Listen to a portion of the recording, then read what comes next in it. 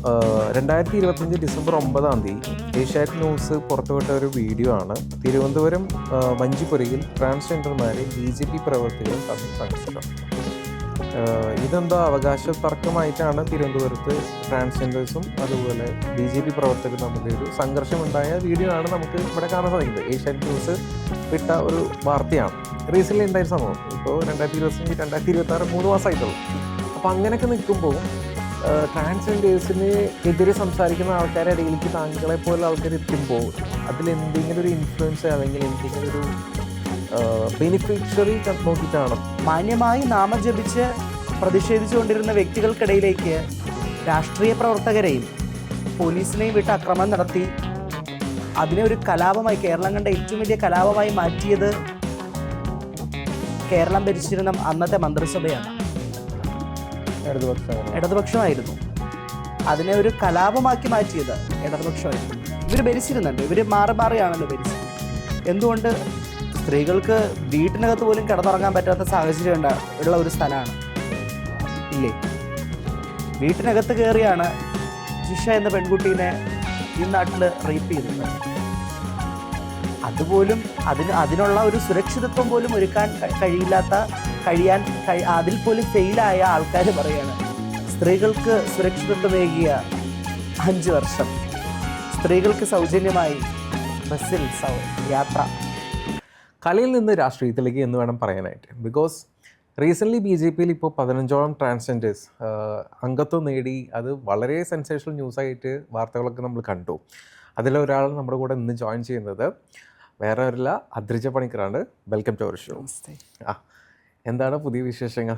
Dance ഒക്കെ വിട്ട് രാഷ്ട്രീയം എന്തുകൊണ്ടാണ് ചൂസ് ചെയ്തത്? ഡാൻസ് വിട്ട് രാഷ്ട്രീയത്തിലേക്കല്ല, എന്നെ സംബന്ധിച്ച് കലയാണ് ഏറ്റവും വലിയ രാഷ്ട്രീയം. എക്കാലവും ഒരു രാഷ്ട്രീയക്കാരിയായിരുന്നു, കലാകാരിയായിരുന്നതോടൊപ്പം തന്നെ രാഷ്ട്രീയവും ഉണ്ടായിരുന്നു എന്നുള്ളതാണ്. പെട്ടെന്ന് രാഷ്ട്രീയത്തിലേക്ക് കടന്നു വന്നതല്ല. കോളേജ് പഠന കാലഘട്ടത്തിൽ അഖില ഭാരതീയ വിദ്യാർത്ഥി പരിഷത്തിനോടൊപ്പം പ്രവർത്തിക്കുകയും പല ക്യാമ്പയിനുകളിൽ പങ്കെടുക്കുകയും സമരമുഖങ്ങളിൽ പങ്കെടുക്കുകയും യൂണിയൻ മത്സരങ്ങളിൽ സ്ഥാനാർത്ഥിത്വം ഉണ്ടാവുകയൊക്കെ ചെയ്തിരുന്നു.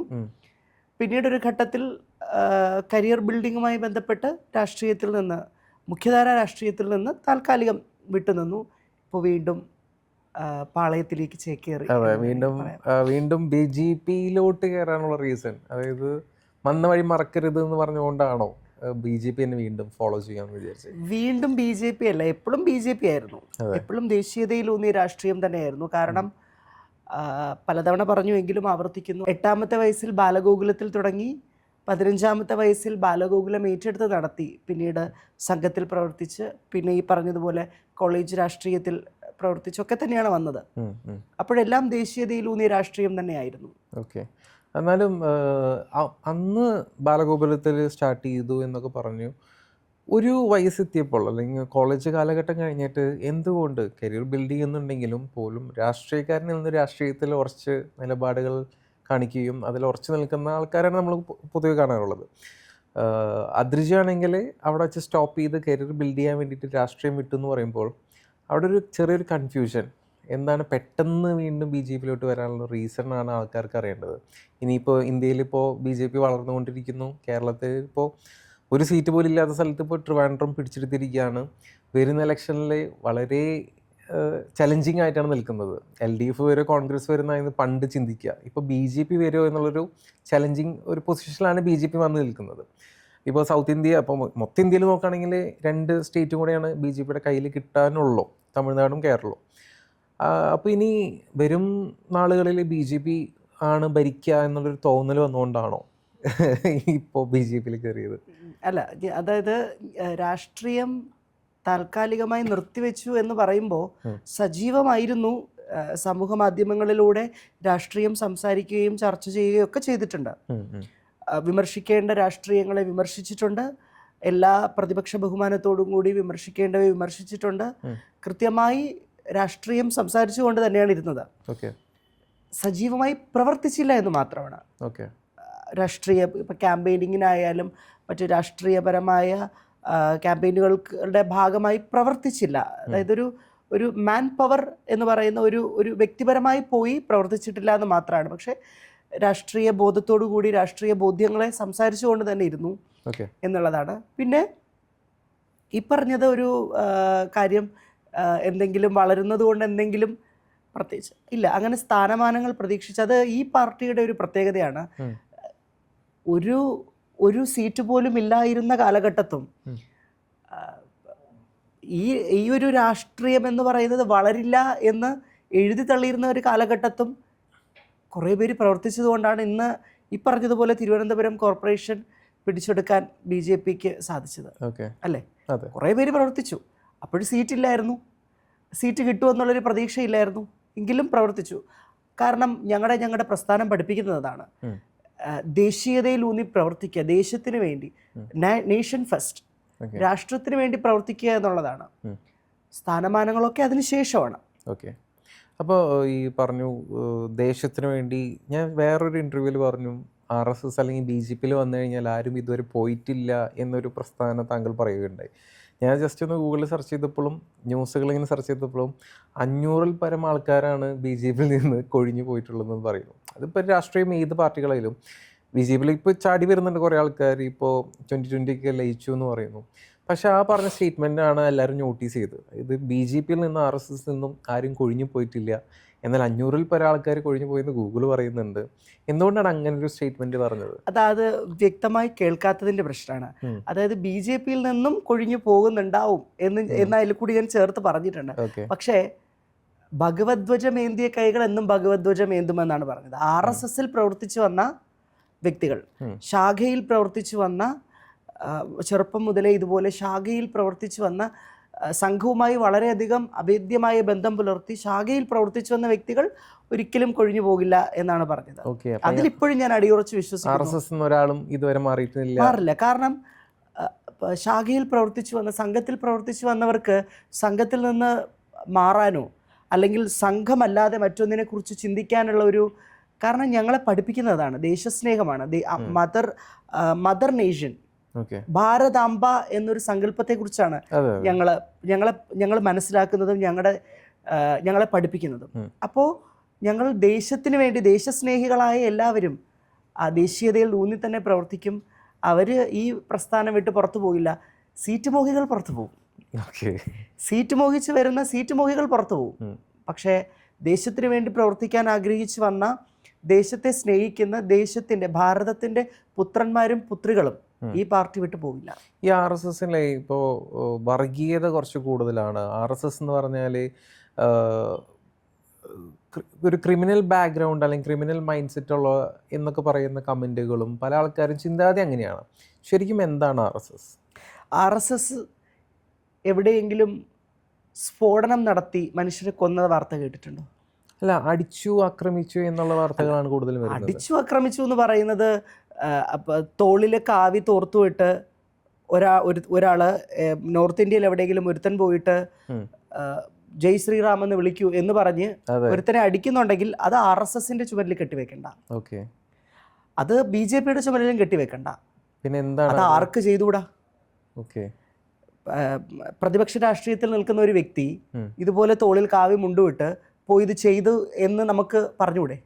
അങ്ങനെ എന്തുകൊണ്ടായിക്കൂടാ? അതുകൊണ്ട് അത് ന്യൂസുകളൊക്കെ വരുമ്പോൾ അത് ജയ് ശ്രീറാം വിളിച്ചില്ല എന്ന് പറഞ്ഞുകൊണ്ട് അടിച്ചു എന്ന് പറയുമ്പോൾ ആൾക്കാരുടെ ഉള്ളിൽ ചിന്താഗതി വരുന്നത് എന്താ? ഓട്ടോമാറ്റിക്കലി RSS അങ്ങനെ ഒരു നരേഷൻ കൊടുക്കുകയാണ്. ഇവിടുത്തെ അർബൻ നക്സലുകളായ മീഡിയയും ഇത്തരം മനുഷ്യരെ പ്രീണന രാഷ്ട്രീയത്തിലൂടെ ആൾക്കാരെ വേർതിരിച്ച് രാഷ്ട്രീയം നടത്തുന്ന രാഷ്ട്രീയ പ്രസ്ഥാനങ്ങളും അങ്ങനെ ഒരു ഫാൾസ് നരേഷൻ കൊടുക്കുന്നതാണ്. ഇത്തരം വ്യക്തികൾ, ഇൻഡിവിജ്വലായ വ്യക്തികൾ ചെയ്യുന്നതിന് എങ്ങനെയാണ്? അങ്ങനെ നോക്കിക്കഴിഞ്ഞാൽ കേരളത്തിലെ ബഹുമാനപ്പെട്ട മുഖ്യമന്ത്രിക്കെതിരെ കേസുകളില്ലേ? ഇല്ലേ? അപ്പോൾ അതിൽ പ്രസക്തി ഇല്ല എന്നുള്ളതാണ് ഞാൻ പറയുന്നത്. കാരണം അതിൻ്റെ കൂടെ തന്നെ ചേർത്ത് പറയുന്നു,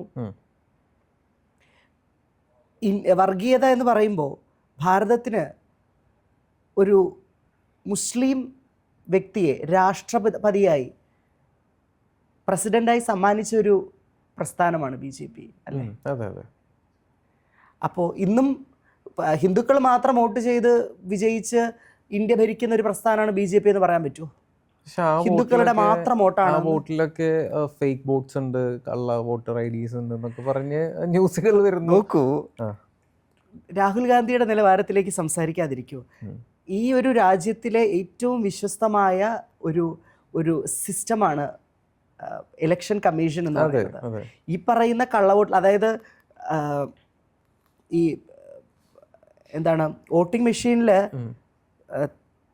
കോൺഗ്രസിന്റെ കൈപ്പത്തി അടയാളത്തിൽ കുത്തുമ്പോൾ താമരയ്ക്ക് വോട്ട് വീഴുന്നു എന്നൊക്കെയുള്ളത് അത് ശരിയായിട്ടുള്ളൊരു കാര്യമാണെന്ന് തോന്നുന്നുണ്ടോ? അങ്ങനത്തെ വീഡിയോകൾ പ്രചരിക്കുന്നത് അതൊക്കെ വാട്സപ്പ്. അതോടൊപ്പം തന്നെ ഈ പല ഫേക്ക് ഐഡീസ്, അതായത് മരിച്ചുപോയ ആൾക്കാരും ഒരാളുടെ പേരിൽ പല പേരിലും പല ആൾക്കാരുടെ ഐഡീസ് വരുമ്പോൾ എന്തുകൊണ്ട് തെളിയിക്കാൻ സാധിച്ചില്ല? എന്തുകൊണ്ട് തെളിയിക്കാൻ സാധിച്ചില്ല? എന്തുകൊണ്ടാണ് തെളിയിക്കാൻ സാധിക്കാത്തത്? പക്ഷെ തെളിവുകളൊക്കെ ഹാജരാക്കിയിട്ടും അത് എവിടെ എത്തിയിട്ടില്ല. എന്തുകൊണ്ട് എത്തുന്നില്ല? അതാണ് ചോദ്യം. ഈ രാജ്യത്ത് ഇന്നും സുപ്രീം കോടതിയൊക്കെ ഉണ്ട് അല്ലേ? ലോക കോടതികളുണ്ട്. ഈ സുപ്രീം കോടതി ബെഞ്ച് തിരഞ്ഞെടുക്കുന്നതും ഈ പറഞ്ഞ BJP തന്നെയാണല്ലോ. അപ്പോൾ ബാക്ക് എൻഡ് ഡ്രൈവർ ആരാണ്? മോദി സർക്കാരാണ്. അപ്പോൾ അവിടെയും ഒരു കറപ്ഷൻ നടന്നുകൂടെ എന്നാണ് ആൾക്കാരുടെ ചോദ്യം. ഞാൻ ചോദിക്കുന്നത്, എന്തുകൊണ്ടാണ് നിങ്ങൾക്ക് തെളിവ് സഹിതം അതിനെ തെളിയിക്കാൻ സാധിക്കാത്തത്? ഇപ്പോൾ രാഹുൽ ഗാന്ധി നടത്തിയ ഒരു പ്രസ്താവനയുമായി ബന്ധപ്പെട്ടിട്ടായിരിക്കും അങ്ങ് ചോദിച്ചിട്ടുണ്ടാവുക. എന്തുകൊണ്ടാണ് ഇലക്ഷൻ കമ്മീഷൻ രാഹുൽ ഗാന്ധിനെ നേരിട്ട് വിളിച്ചിട്ട് അദ്ദേഹം സബ്മിറ്റ് ചെയ്ത് അതിന് നിയമപരമായി അദ്ദേഹം മുന്നോട്ട് പോകാത്തത് എന്തുകൊണ്ടാണ്?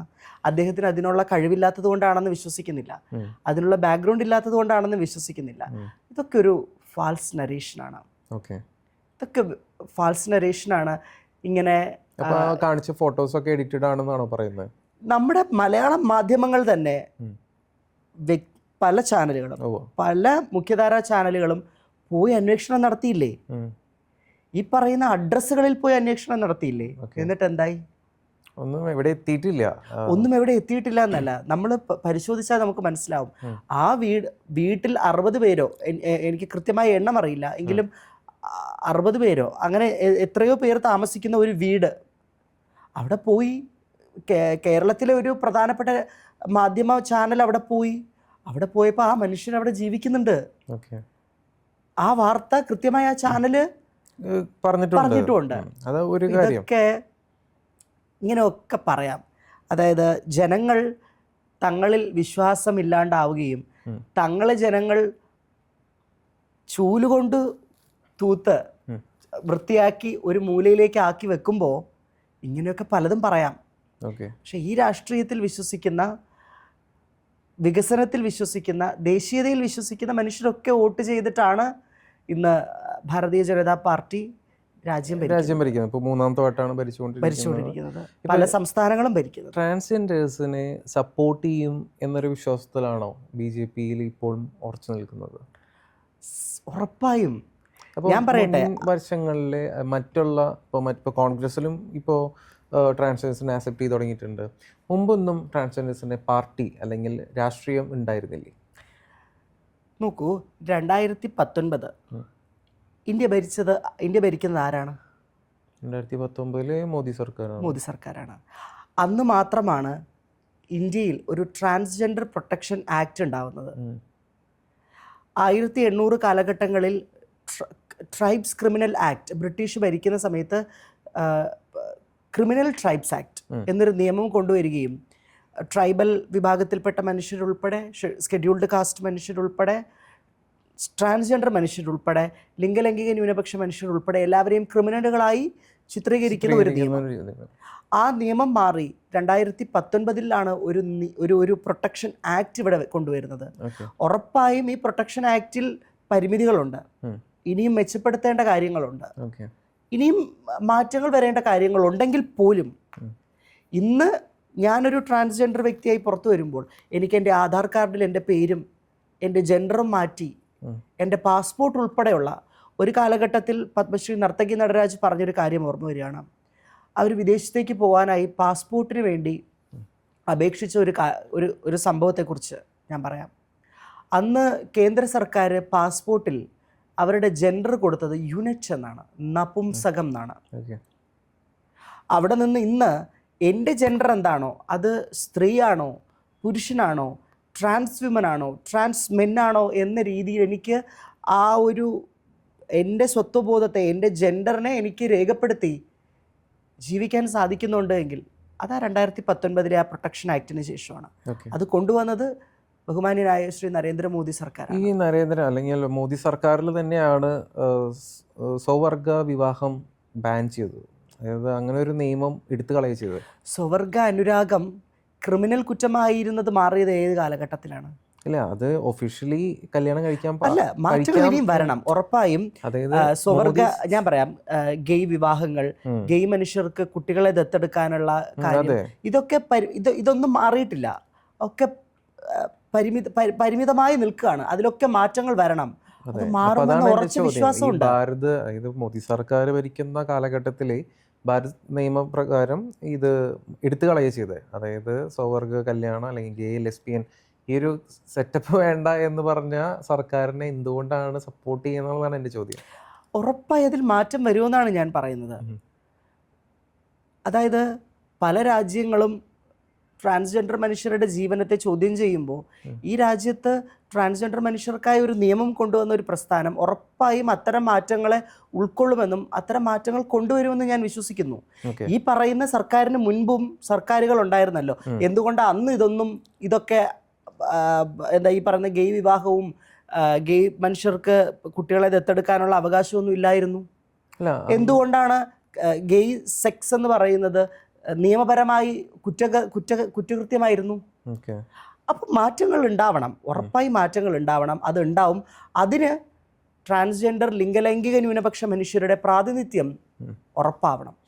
ആ പ്രാതിനിധ്യത്തിന് വേണ്ടിയിട്ടാണ് ഞങ്ങൾ ഈ പാർട്ടിയിലേക്ക് എത്തിയത്. ഓക്കെ. ഇതൊക്കെ പറയുമ്പോഴും BJP ഉറച്ചു നിൽക്കുമ്പോഴും 2025 ഡിസംബർ 9 ഏഷ്യാനെറ്റ് ന്യൂസ് പുറത്തുവിട്ട ഒരു വീഡിയോ ആണ്. തിരുവനന്തപുരം വഞ്ചിപ്പുരയിൽ ട്രാൻസ്ജെൻഡർമാരെ BJP പ്രവർത്തകരും തമ്മിൽ സംഘർഷം.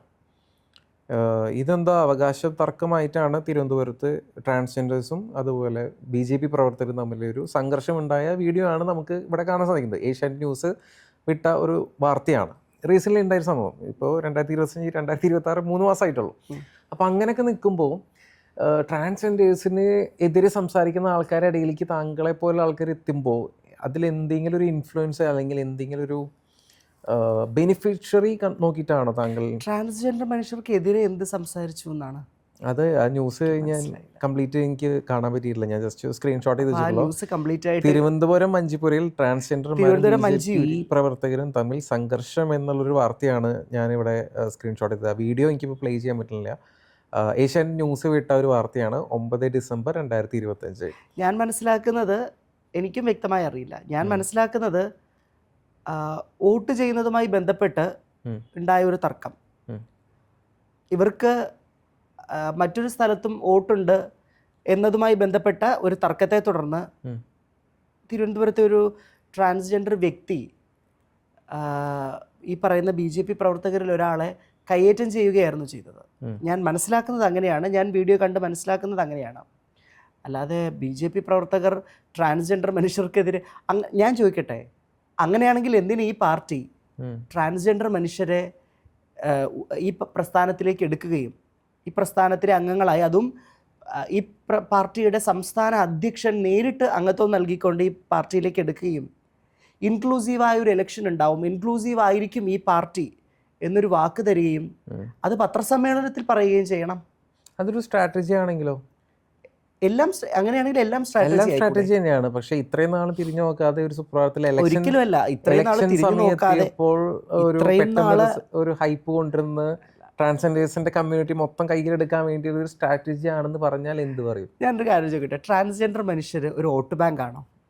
ഇപ്പൊ ആയിക്കൊണ്ടിരിക്കുകയാണല്ലോ. എങ്ങനെയാണ് ഇപ്പോൾ ട്രാൻസ്ജെൻഡേഴ്സിന്റെ അളവ് കൂടിക്കൊണ്ടിരിക്കുന്നു, കമ്മ്യൂണിറ്റി വലുതായിക്കൊണ്ടിരിക്കുന്നു.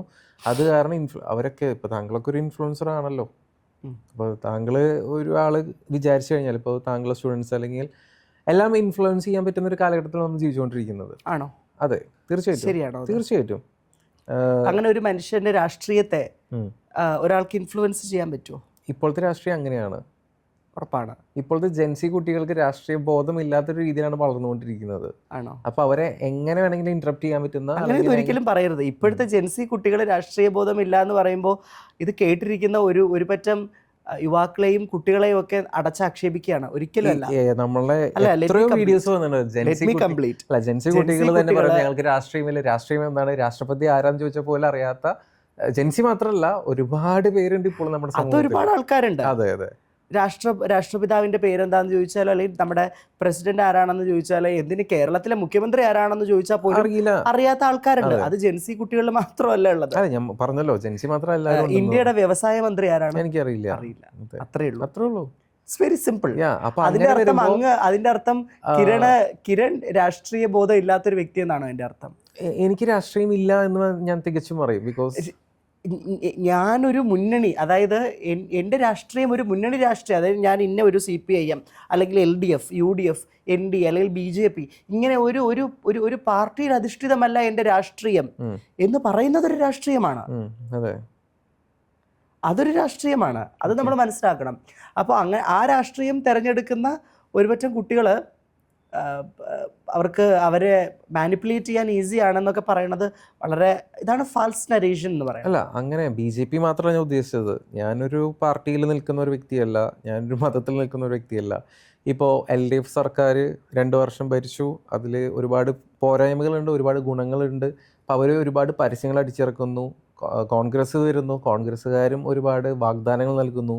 BJP വാഗ്ദാനങ്ങൾ നൽകാൻ നിൽക്കുന്നു. അതിന് മുന്നോടിയായിട്ട് ട്രാൻസ്ജെൻഡേഴ്സിനെ എല്ലാം ഒത്തുചേർക്കലാണ് ഇവിടെ കണ്ടുകൊണ്ടിരിക്കുന്നത്. അതല്ലേ വേണ്ടത്? ഒത്തുചേർക്കൽ, എല്ലാവരെയും ഒത്തുചേർത്ത് കൊണ്ടുപോവുകയല്ലേ വേണ്ടത്? അതാണ് വേണ്ടത്. ഒരുപക്ഷെ ഞാൻ പറയട്ടെ, ഒരുപക്ഷെ ഇത്രയും നാള് ട്രാൻസ്ജെൻഡർ മനുഷ്യർക്ക് ഒരു ഭാരവാഹിത്വം അല്ലെങ്കിൽ എന്ന് പറയരുത് കേട്ടോ, ഇതിനു മുൻപും ട്രാൻസ്ജെൻഡർ മനുഷ്യർ, കേരളത്തിൽ നിന്ന് തന്നെ ട്രാൻസ്ജെൻഡർ മനുഷ്യർ BJPയിൽ അംഗമായിട്ടുള്ളവരുണ്ട്. നമ്മൾ നോക്കിയാൽ മനസ്സിലാവും. ട്രാൻസ്ജെൻഡർ മനുഷ്യർക്കിടയിൽ തന്നെ BJPയിൽ ഭാഗമായി നിൽക്കുന്ന വ്യക്തികളുണ്ട്.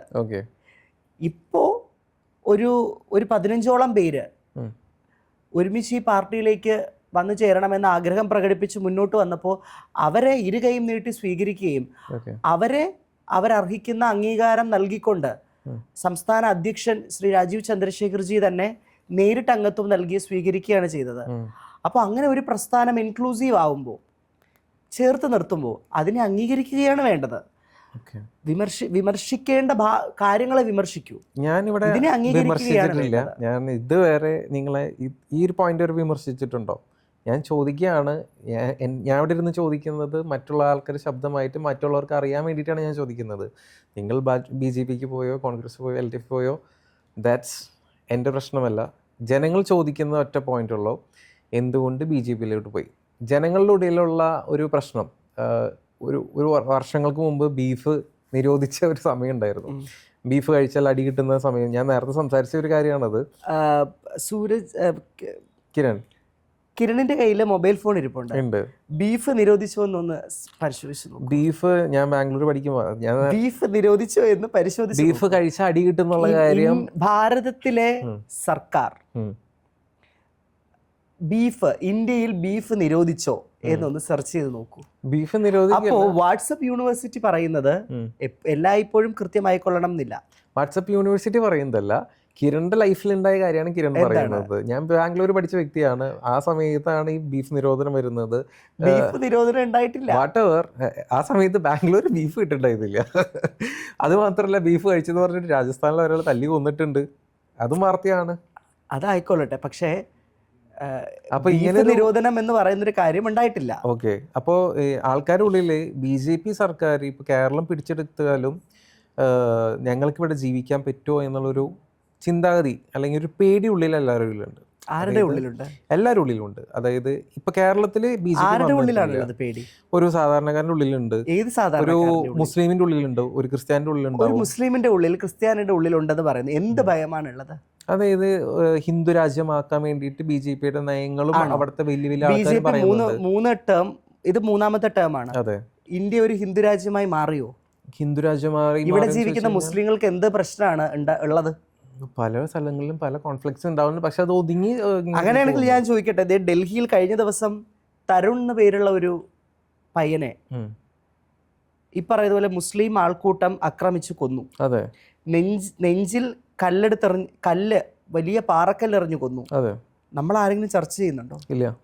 കഴിഞ്ഞ കുറച്ച് ദിവസങ്ങൾക്ക് മുമ്പാണ് ബംഗ്ലാദേശിൽ ഒരു ഹിന്ദു യുവാവിനെ മുസ്ലിം ആൾക്കൂട്ടം ചേർന്ന് ക്രൂരമായി മർദ്ദിച്ചു കൊന്ന് പച്ചയ്ക്ക് തീയിട്ടത്. ഞാനിവിടെ ഹിന്ദു മാത്രമല്ല ഞാൻ പറയുന്നത്, പറയട്ടെ, ബി ജെ അല്ല പിയുടെ കാര്യം മാത്രമേ പറഞ്ഞിട്ടുള്ളൂ. BJP യെ Same കുറിച്ചാണ് thing ഞാൻ is happening പറയുന്നത്. in the അതാ ഞാൻ Muslims. പറയുന്നത്. അപ്പോൾ BJP ഭരിച്ചു എന്നതിന്റെ പേരിൽ കമ്മ്യൂണൽ കോൺഫ്ലിക്റ്റ് എല്ലായിടത്തും ഉണ്ടെന്നേ. Yeah. അങ്ങോട്ടും ഇങ്ങോട്ടും അവർ പ്രശ്നങ്ങൾ ഉണ്ടാവുന്നുണ്ടാവും. ഉം. ഹിന്ദുക്കളും പ്രശ്നങ്ങൾ നേരിടുന്നുണ്ട്. കശ്മീരിൽ നിന്ന് എത്ര ഹിന്ദു പണ്ഡിറ്റുകളെയാണ് ആ നാട്ടിൽ നിന്ന് ഓടിച്ചത്? ഇന്നും ക്യാമ്പുകളിൽ ജീവിക്കുന്ന ഹിന്ദു പണ്ഡിറ്റുകളുണ്ട് കശ്മീരിൽ. Okay. അപ്പോൾ ഇത്തരം കമ്മ്യൂണൽ കോൺഫ്ലിക്റ്റുകളുണ്ട്. അത് ഇന്ത്യ BJP ഭരിക്കുന്നതുകൊണ്ടല്ല, ഇതിന് മുൻപ് ഉണ്ടായിട്ടുണ്ട്. പരിശോധിച്ചാൽ മനസ്സിലാവും. അപ്പം അത് ഉണ്ടാവുന്നുണ്ട്. പലയിടങ്ങളിലും ഒറ്റപ്പെട്ടതും ഒക്കെ ആയിട്ട് സംഭവങ്ങൾ ഉണ്ടാവുന്നുണ്ട്. അത് അത് രാജ്യം ഉണ്ടാവുന്നുണ്ട്.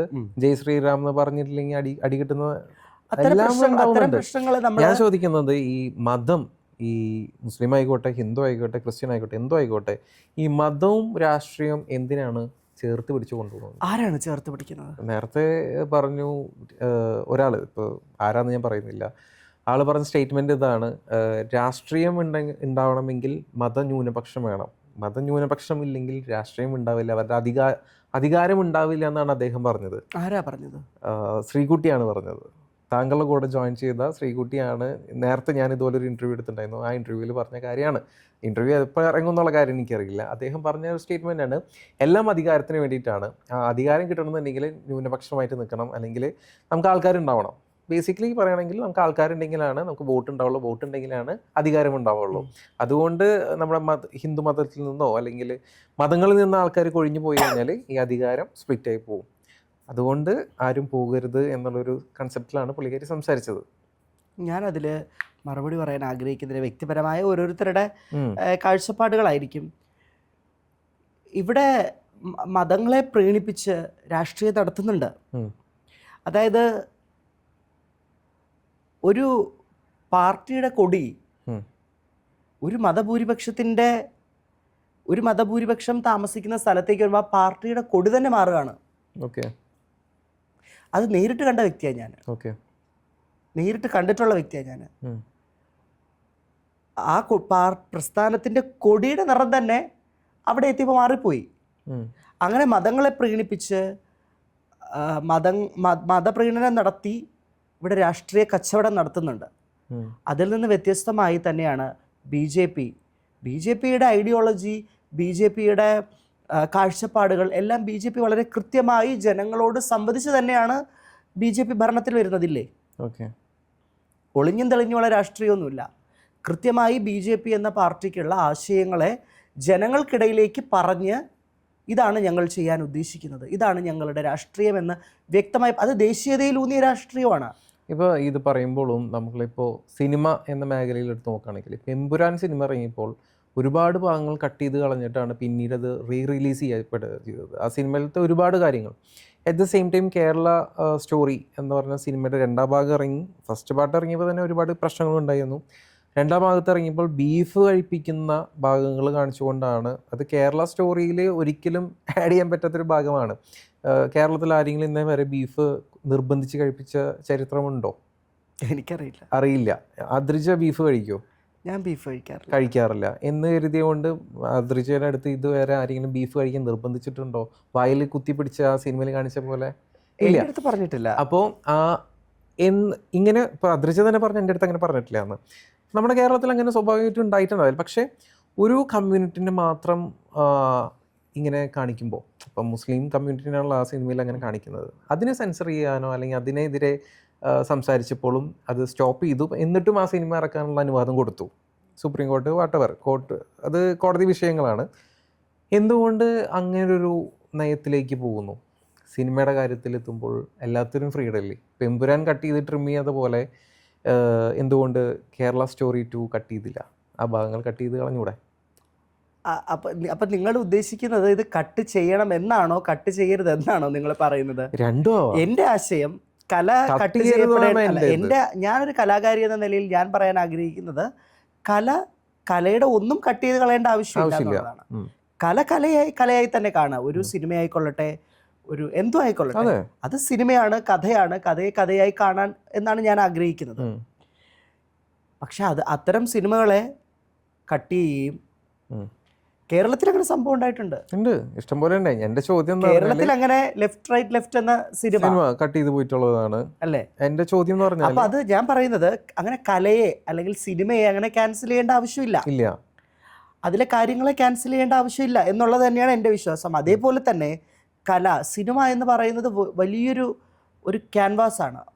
ഒരുപാട് ആൾക്കാരെ ഇൻഫ്ലുവൻസ് ചെയ്യാനും ആ ആൾക്കാരിലേക്ക് എത്തിക്കാനും പറ്റുന്ന ഒരു ക്യാൻവാസാണ്. ആ ക്യാൻവാസിലൂടെ നിങ്ങൾ അവതരിപ്പിക്കുന്ന കാര്യങ്ങൾ കൃത്യമായിരിക്കണം. അതിനകത്ത് ഒരു പ്രത്യേക വിഭാഗത്തെ തരക്കുറവായി കാണിക്കുകയും ചരിത്ര ഏടുകളെ വൈകല്യപ്പെടുത്തി കാണിക്കുകയും അതിലെ സത്യാവസ്ഥകളെ വൈകൃതപ്പെടുത്തി കാണിക്കുകയൊന്നും ചെയ്യരുത്. അതും ചെയ്യാൻ പാടില്ല എന്ന് ഞാൻ പറയുന്നു. നമ്മൾ നേരത്തെ ബീഫിന്റെ ചർച്ചയായിരുന്നു, അപ്പോൾ ബീഫിന്റെ ചർച്ച സിനിമ വരെ എത്തിയിരിക്കുകയാണ്. ഞാൻ എന്തായാലും ബീഫ് കഴിക്കില്ല, അതുകൊണ്ട് അതിനെക്കുറിച്ച് നമുക്ക് ചർച്ച ചെയ്യണ്ട. ഓക്കെ, അപ്പോൾ ഈ BJP-യുടെ സ്റ്റോറിയാണ് എമ്പുരാനിൽ കുറച്ച് കാര്യങ്ങൾ. BJP എന്ന് ഞാൻ പറയുന്നില്ല, അവരോട് ചേർന്ന് ഇപ്പോൾ RSS പോലത്തെ കാറ്റഗറിയിൽ വരുന്ന കുറച്ച് ആൾക്കാരുടെ സ്റ്റോറിയാണ് എമ്പുരാൻ സിനിമയിൽ കാണിച്ചത്. അത് വളരെ ട്രിം ചെയ്ത് ആ ഭാഗങ്ങൾ ഒഴിവാക്കണം, ആ പേര് വരെ മാറ്റിച്ചിട്ടുണ്ടായിരുന്നു. അപ്പോൾ അങ്ങനെയൊക്കെ വരുമ്പോൾ ഈ പാർട്ടീനെ എങ്ങനെയാണ് നമുക്ക് വിശ്വസിക്കാൻ പറ്റുക? സിനിമയിൽ പോലും അങ്ങനെയാണെങ്കിൽ നരേന്ദ്രമോദിയാണോ അല്ലെങ്കിൽ അമിത്ഷായാണോ ആ സെൻസർ ബോർഡിൽ ഇരുന്നിട്ട് ഇതിനെ കട്ട് ചെയ്ത് കളഞ്ഞത്? ആരാണ് സെൻസർ ബോർഡിൽ ഇരിക്കുന്നത്? ആരാണ് ഇരിക്കുന്നത്? ഞാൻ ചോദിക്കുന്നത് നരേന്ദ്രമോദിയാണോ? അല്ല, ഈ BJP-യുടെ അനുയായികൾ തന്നെയാണ് അതിൽ ഇരിക്കുന്നത്. സെൻസർ ബോർഡിൽ ഇരിക്കുന്ന ഉദ്യോഗസ്ഥന്മാർ വന്നിട്ട് ഞങ്ങൾ BJP-യുടെ അനുയായികളാണ്, അതുകൊണ്ട് ഞങ്ങൾ BJP-ക്ക് അനുകൂലമായ സിനിമകൾ മാത്രം ഞങ്ങൾ കാണിക്കും. അല്ലെങ്കിൽ പ്രസിഡന്റ് ആരാ നോക്കിക്കോളൂ, പേര് ഞാൻ സെർച്ച് ചെയ്ത് ഏത് പാർട്ടിയാണെന്ന് പറഞ്ഞു തരണോ? ഞാൻ പറയട്ടെ, സെർച്ച് ചെയ്തോണ്ട് ഞാൻ പറയുന്നത് സെൻസർ ബോർഡിൽ ഇരിക്കുന്ന ഉദ്യോഗസ്ഥര് അവര് എന്ത് ഐഡിയയിലാണ് ഞാൻ പറഞ്ഞ എൻ്റെ ഐഡിയയിൽ ഞാൻ എൻ്റെ ആശയത്തിൽ വ്യക്തമായി ഉറച്ചു നിൽക്കുന്നു. സിനിമ അല്ലെങ്കിൽ കലയെ കട്ട് ചെയ്യുകയും ക്യാൻസൽ ചെയ്യേണ്ട ആവശ്യമില്ല. പക്ഷെ സെൻസർ ബോർഡിൽ ഒരു ഉദ്യോഗസ്ഥൻ ഇരുന്ന് എന്ത് ഐഡിയയിലാണ് അത് കട്ട് ചെയ്തതെന്ന് എനിക്ക് പറയാൻ സാധിക്കില്ല. എനിക്കതിൽ ഒരു ഐഡിയ ഇല്ല. അത് ആ ഒരു കാര്യത്തെ ഒരു രാഷ്ട്രീയ പാർട്ടിയുമായിട്ട് കണക്ട് ചെയ്ത് അല്ലെങ്കിൽ ഒരു ഭരണത്തിലിരിക്കുന്ന പ്രസ്ഥാനവുമായി കണക്ട് ചെയ്ത് അവർ വെട്ടിക്കളഞ്ഞു എന്ന് പറയുന്നതിനോട് ഞാൻ ഒരിക്കലും യോജിക്കുന്നില്ല. നമ്മളെ ന്യൂസിൽ മൊത്തം നമ്മൾ കണ്ടുകൊണ്ടിരിക്കുന്നത് ചർച്ച എന്തോ ആയിക്കോട്ടെ, പക്ഷെ അതില് കിരൺ നിങ്ങൾ നോക്കൂ, ലോകത്ത് രാഷ്ട്രങ്ങൾ, വലിയ വലിയ രാഷ്ട്രങ്ങൾ പരസ്പരം അങ്ങോട്ടും ഇങ്ങോട്ടും യുദ്ധം ചെയ്തിട്ട് വലിയ വലിയ രാഷ്ട്രങ്ങളാണ്. നമ്മുടെ രാജ്യം ഭാരതത്തെ സംബന്ധിച്ച് നോക്കിക്കഴിഞ്ഞാൽ വലിയ രാഷ്ട്രങ്ങൾ അങ്ങോട്ടും ഇങ്ങോട്ടും യുദ്ധം ചെയ്യുകയും ഒരു സുരക്ഷിതത്വവും ഇല്ലാണ്ട് എപ്പോഴാണ് മിസൈൽ വീഴുക, എപ്പോഴാണ് ഡ്രോൺ വീഴുക എന്ന് പേടിച്ച് അവിടുത്തെ ജനങ്ങൾ ജീവിക്കുമ്പോൾ ഭാരതം പോലൊരു രാഷ്ട്രത്തില് നമ്മൾ സുരക്ഷിതരായി ജീവിക്കുന്നു. ഒരു കാലഘട്ടത്തില് താജ് പോലെയുള്ള ഇത്രയും സുരക്ഷിതത്വമുള്ള സ്ഥലങ്ങളിൽ പോലും സ്ഫോടനങ്ങൾ, എവിടെ സ്ഫോടനം നടക്കും, എപ്പോൾ സ്ഫോടനം നടക്കുമെന്ന് പ്രതീക്ഷിക്കാതെ നടന്നിരുന്ന ഒരു കാലഘട്ടം ഈ രാജ്യത്തിനുണ്ടായിരുന്നു. അവിടെ നിന്ന് ഇന്ന് നമ്മൾ ലോകരാഷ്ട്രങ്ങൾ യുദ്ധത്തിൽ ഏർപ്പെടുമ്പോൾ നമ്മൾ നമ്മുടെ രാജ്യത്ത് സുരക്ഷിതരായിരുന്നു കൊണ്ട് നമ്മൾ ആറ്റുകാൽ പൊങ്കാല ഇടുന്നുണ്ട്, പൊങ്കാല ആഘോഷിക്കാൻ പോകുന്നുണ്ട്, ഇല്ലേ? കഴിഞ്ഞ കൊല്ലം ഇന്ത്യയും പാകിസ്ഥാനും തമ്മിൽ വാറുണ്ടായിരുന്നു, അപ്പോഴും നമ്മൾ സുരക്ഷിതരായിരുന്നു. അല്ല, ബോംബ് വീണിട്ടുണ്ട്. നമ്മൾ സുരക്ഷിതരായിരുന്നില്ലേ? നമ്മൾ ബോംബ് വീണിട്ടുണ്ട്. നമ്മളെ സുരക്ഷിതരായി ഇവിടുത്തെ സിവിലിയൻസിനെ സുരക്ഷിതരായിരുന്നില്ലേ? അത് ഈ രാജ്യം ഭാരതീയ ജനതാ പാർട്ടി ഭരിക്കുന്നതുകൊണ്ടാണ്. ശ്രീ നരേന്ദ്ര ദാമോദർദാസ് മോദി ഈ രാജ്യം ഭരിക്കുന്നതുകൊണ്ടാണ്. ഈ രാജ്യത്തിന്റെ പ്രധാനമന്ത്രി അദ്ദേഹം ആയതുകൊണ്ടാണ്. നമ്മൾ അതൊക്കെയല്ലേ നോക്കേണ്ടത്? ഈ രാജ്യം വികസനത്തിന്റെ ഏറ്റവും മികച്ച വികസന പാതയിലൂടെ സഞ്ചരിച്ച് നമുക്ക് കണക്കുകൾ വെച്ച് സംസാരിക്കാം, എയർപോർട്ടുകളെ കുറിച്ച് സംസാരിക്കാം, ട്രെയിനുകളെ കുറിച്ച് സംസാരിക്കാം, നാഷണൽ ഹൈവേകളെ കുറിച്ച് സംസാരിക്കാം, വിദേശ നിക്ഷേപങ്ങളെ കുറിച്ച് സംസാരിക്കാം. നമുക്ക് അത് വെച്ച് സംസാരിക്കാം. ഒരു രാഷ്ട്രീയ പാർട്ടിയെ, ഒരു രാജ്യം ഭരിക്കുന്ന രാഷ്ട്രീയ പാർട്ടിയെ നമ്മൾ അളക്കേണ്ടത് അത്തരം വികസനത്തിന്റെ അളവുകോലുകൾ വെച്ചിട്ടാണ്. അല്ലാതെ വ്യക്തിപരമായി സെൻസർ ബോർഡിൽ ഇരിക്കുന്ന വ്യക്തികൾ സിനിമ കട്ട് ചെയ്തു, BJP നരേന്ദ്രമോദി രാജിവെക്കുക, അതിലൊന്നിലും കാര്യമില്ല. അതിലൊന്നിലും കാര്യമുണ്ടെന്ന് ഞാൻ വിചാരിക്കുന്നില്ല. പക്ഷേ അതിൻ്റെ കൂടെ ഞാൻ കൂട്ടിച്ചേർക്കുന്നു, ഒരു കാരണവശാലും കലയെ കലാകാരി എന്ന നിലയിൽ പറയുന്നു, ക്യാൻസൽ ചെയ്യേണ്ട ആവശ്യമില്ല. ഓക്കെ. ഇപ്പോൾ ഇന്ത്യ GDP-യിൽ ഇപ്പോൾ 3ാം സ്ഥാനം 4ാം സ്ഥാനത്തേക്ക് എത്തി, ഇങ്ങനെ പറഞ്ഞു കണക്ക് പ്രകാരം നോക്കുകയാണെങ്കിൽ ഇന്ത്യക്ക് ഭയങ്കര ഗ്രോത്താണ്. നരേന്ദ്രമോദിനെ ഞാൻ ഒരിക്കലും കുറ്റം പറയില്ല, ആൾ വന്ന് നല്ല നല്ല കാര്യങ്ങൾ ചെയ്തിട്ടുണ്ട്. പക്ഷേ ഇന്ത്യയിലെ തൊഴിൽ രഹിതരുടെ എണ്ണം കൂടുന്നു, പട്ടിണിയുടെ എണ്ണം കൂടുന്നു എന്നുള്ളൊരു ന്യൂസും നമ്മളപ്പുറത്ത് നിൽക്കുകയാണെങ്കിൽ എന്താണ് നമുക്കിവിടെ ഇമ്പ്രൂവ്മെൻറ്റ്? സ്ട്രക്ചറാണോ വലുത്, പട്ടിണിയാണോ മാറേണ്ടത്? അതാണ് എൻ്റെ ചോദ്യം. സ്ട്രക്ചറാണോ വലുത് മാറേണ്ടത്, പട്ടിണിയാണോ മാറേണ്ടത്? നമ്മൾ സ്വയം ഒന്ന് ആലോചിച്ച് നോക്കണം. നമ്മൾ പേഴ്സണലി നമ്മൾ നോക്കുക. നമ്മുടെ ചെറുപ്പകാലത്ത് നമ്മുടെ സാമ്പത്തികമായ അവസ്ഥ അല്ലെങ്കിൽ നമ്മുടെ ചുറ്റുപാടുള്ളവരുടെ സാമ്പത്തികമായ അവസ്ഥ എന്തായിരുന്നു, ഇന്നെങ്ങനെയാണ്? അത് തീർച്ചയായും മെച്ചപ്പെട്ടില്ലേ? 57 രൂപ പെട്രോൾ അടിച്ചിരുന്ന കാലഘട്ടത്തിൽ ഇപ്പോൾ 106 രൂപ 105 രൂപ ആയിട്ടുണ്ട്. ഇത് വേറൊരു പാർട്ടിയാണ് ഭരിച്ചിരുന്നതെങ്കിൽ 57 രൂപ പെട്രോൾ ഉണ്ടായിരുന്നിടത്ത് നിന്ന് 30 രൂപയിലേക്ക് പെട്രോളിന്റെ വില കുറയുമായിരുന്നു എന്ന് വിശ്വസിക്കുന്നുണ്ടോ? കുറയില്ലെങ്കിൽ, പക്ഷെ ഇത്രയധികം കൂടില്ലല്ലോ എന്ന് വിശ്വസിക്കുന്നുണ്ടോ? കൂടില്ലായിരുന്നു. ആര് ഭരിച്ചാൽ ഇതൊക്കെ തന്നെ നടക്കാൻ പോകുന്നു. പക്ഷെ എന്തുകൊണ്ട് അത് ലിമിറ്റ് ചെയ്ത് ആൾക്കാർക്ക് ഉപയോഗപ്രദമായിട്ടുള്ള രീതിയിലേക്ക് എത്തിച്ചുകൂടെ എന്നുള്ളതാണ് എൻ്റെ ചോദ്യം. ഈ പെട്രോളിൻ്റെ കോസ്റ്റ് എന്തായാലും നമുക്ക് കുറയ്ക്കാം. ക്രൂഡ് ഓയിലിന് അധികം വിലയില്ല. ഇപ്പോൾ വാർ നടക്കുന്നേരം ക്രൂഡ് ഓയിലിന് വില കൂടി. പെട്രോളിന്റെ വില basic things. Okay, basic things ആണ്. സംസ്ഥാനങ്ങളില് പല സംസ്ഥാനങ്ങളുടെ ഇതായിട്ടുള്ള കോൺട്രിബ്യൂഷൻ ഇതിന് പെട്രോൾ വില കൂടുന്നതിലുണ്ട്. നമ്മൾ കേരളത്തിലെ പെട്രോളിന്റെ വിലയല്ല തമിഴ്നാട്ടിലെ പെട്രോൾ വില, ഗോവയിലേക്ക് പോയാൽ അതല്ല പെട്രോളിന്റെ വില. അപ്പം അത്തരം കാര്യങ്ങളല്ല നമ്മൾ ചർച്ച ചെയ്യേണ്ടത്. ഒരു രാജ്യം എത്രത്തോളം വികസിക്കുന്നു, ആ രാജ്യം എത്രത്തോളം വികസിക്കുന്നു എന്നുള്ളതിനെ വരുന്ന കാര്യങ്ങളാണ് ഈ വില കയറ്റം കാര്യങ്ങളൊക്കെ. ഒരു സാധനം മേടിച്ചാലാണല്ലോ ഒരു മനുഷ്യന് ആഹാരം കഴിക്കണം എന്നുണ്ടെങ്കിൽ ഈ സാധനങ്ങളൊക്കെ വളരെ ബേസിക് ആയിട്ടുള്ള കാര്യങ്ങളാണ്. ഇതിന്റെ വില കുറച്ചുകൂടെ എന്നുള്ളതാണ് ചോദ്യം. സ്ട്രക്ചർ എത്ര വലുതാക്കിയാലും അത് നമുക്ക് പുറമേ നിന്ന് നോക്കുമ്പോൾ എന്നുവെച്ചാൽ ഡൽഹിയിൽ VIPs വരുന്ന സമയത്ത് സ്ലം ഏരിയാസ് മൊത്തം പച്ച ഷീറ്റ് കൊണ്ട് മറിച്ച ആൾക്കാരാണ് ഈ പറഞ്ഞ സർക്കാർ. അതും നമ്മൾ കാണണം. ഞാനൊരിക്കലും BJP-നെ അടിച്ചമർത്താനോ ഒന്നല്ല ഉദ്ദേശിച്ചത്. പക്ഷേ നമ്മുടെ കൺമുമ്പിലുള്ള കാര്യങ്ങളാണ് ഇത്. ചിലപ്പോൾ നാളെ കോൺഗ്രസ് ഭരിച്ചാലും ഇത് തന്നെ ചെയ്താലും നമുക്കും അവിടെയും ചോദ്യം ഇത് തന്നെ ആയിരിക്കണ്ടേ. സ്ലം ഏരിയ ഉണ്ട്, കുറേ മോശമായിട്ടുള്ള സ്ഥലമുണ്ട്, അത് മൊത്തം പച്ച ഷീറ്റ് കൊണ്ട് മറിച്ച ഒരു രാജ്യത്താണ് നമ്മൾ നിൽക്കുന്നത്. അതിന് പകരം ആ പട്ടിണി പാവങ്ങൾക്ക് എന്തെങ്കിലും കോൺട്രിബ്യൂഷൻ നരേന്ദ്രമോദി സർക്കാർ വരുന്ന സമയത്ത് ഓരോരുത്തരുടെ അക്കൗണ്ടിലേക്കും ഇത്ര രൂപ വെച്ച് വരാമെന്നൊക്കെ ഉള്ള വാഗ്ദാനങ്ങൾ ഉണ്ടായിരുന്നു. ഇതൊക്കെ പോയിന്റ് ഔട്ട് ചെയ്ത് കിരൺ, ഇറ്റ്സ് ബേസിക് തിങ്. നമ്മൾ വർഷങ്ങൾക്ക് മുൻപ് അതിനെക്കുറിച്ച് സംസാരിച്ച് കഴിഞ്ഞതാണ്. നരേന്ദ്രമോദി പറഞ്ഞിട്ടുണ്ടോ ഞാൻ ഇത്ര ലക്ഷം ഇട്ട് തരാമെന്ന്? എനിക്കറിയില്ല, പക്ഷെ പലപ്പോഴും ആ ടോപ്പിക്കൊക്കെ ചർച്ച ചെയ്യപ്പെടുന്നുണ്ട്. നമുക്ക് ബേസിക് ഹിന്ദി അറിയുന്ന ഒരു വ്യക്തി ആ പറഞ്ഞ ആ പ്രസ്താവന, ശ്രീ നരേന്ദ്രമോദിയുടെ ആ പ്രസ്താവന ബേസിക് ഹിന്ദി അറിയുന്ന വ്യക്തികൾ കേട്ടാൽ മതി, അത് മനസ്സിലായി എന്താണ് പുള്ളി പറയാൻ ഉദ്ദേശിച്ചിരിക്കുന്നതെന്ന്. ഞാൻ എല്ലാവരുടെയും പോക്കറ്റിലേക്ക്, എല്ലാവരുടെയും അക്കൗണ്ടിലേക്ക് ഇത്ര ലക്ഷം രൂപ ഇടുമെന്നാണോ, അതോ നമ്മുടെ രാജ്യത്തെ പണം വിദേശങ്ങളിൽ പെട്ടുകിടക്കുന്ന പണം എല്ലാം ഈ രാജ്യത്തേക്ക് തിരിച്ചു കൊണ്ടുവന്നു കഴിഞ്ഞാൽ ഒരു വ്യക്തിക്ക് ഇത്ര ലക്ഷം രൂപ വീതം കൊടുക്കാൻ പറ്റുന്ന അത്രയും പണം വിദേശത്ത് കിടക്കുകയാണെന്നാണോ പറഞ്ഞത് എന്ന് നമുക്ക് ബേസിക് ഹിന്ദി അറിയാമെങ്കിൽ അത് നമുക്ക് മനസ്സിലാവും.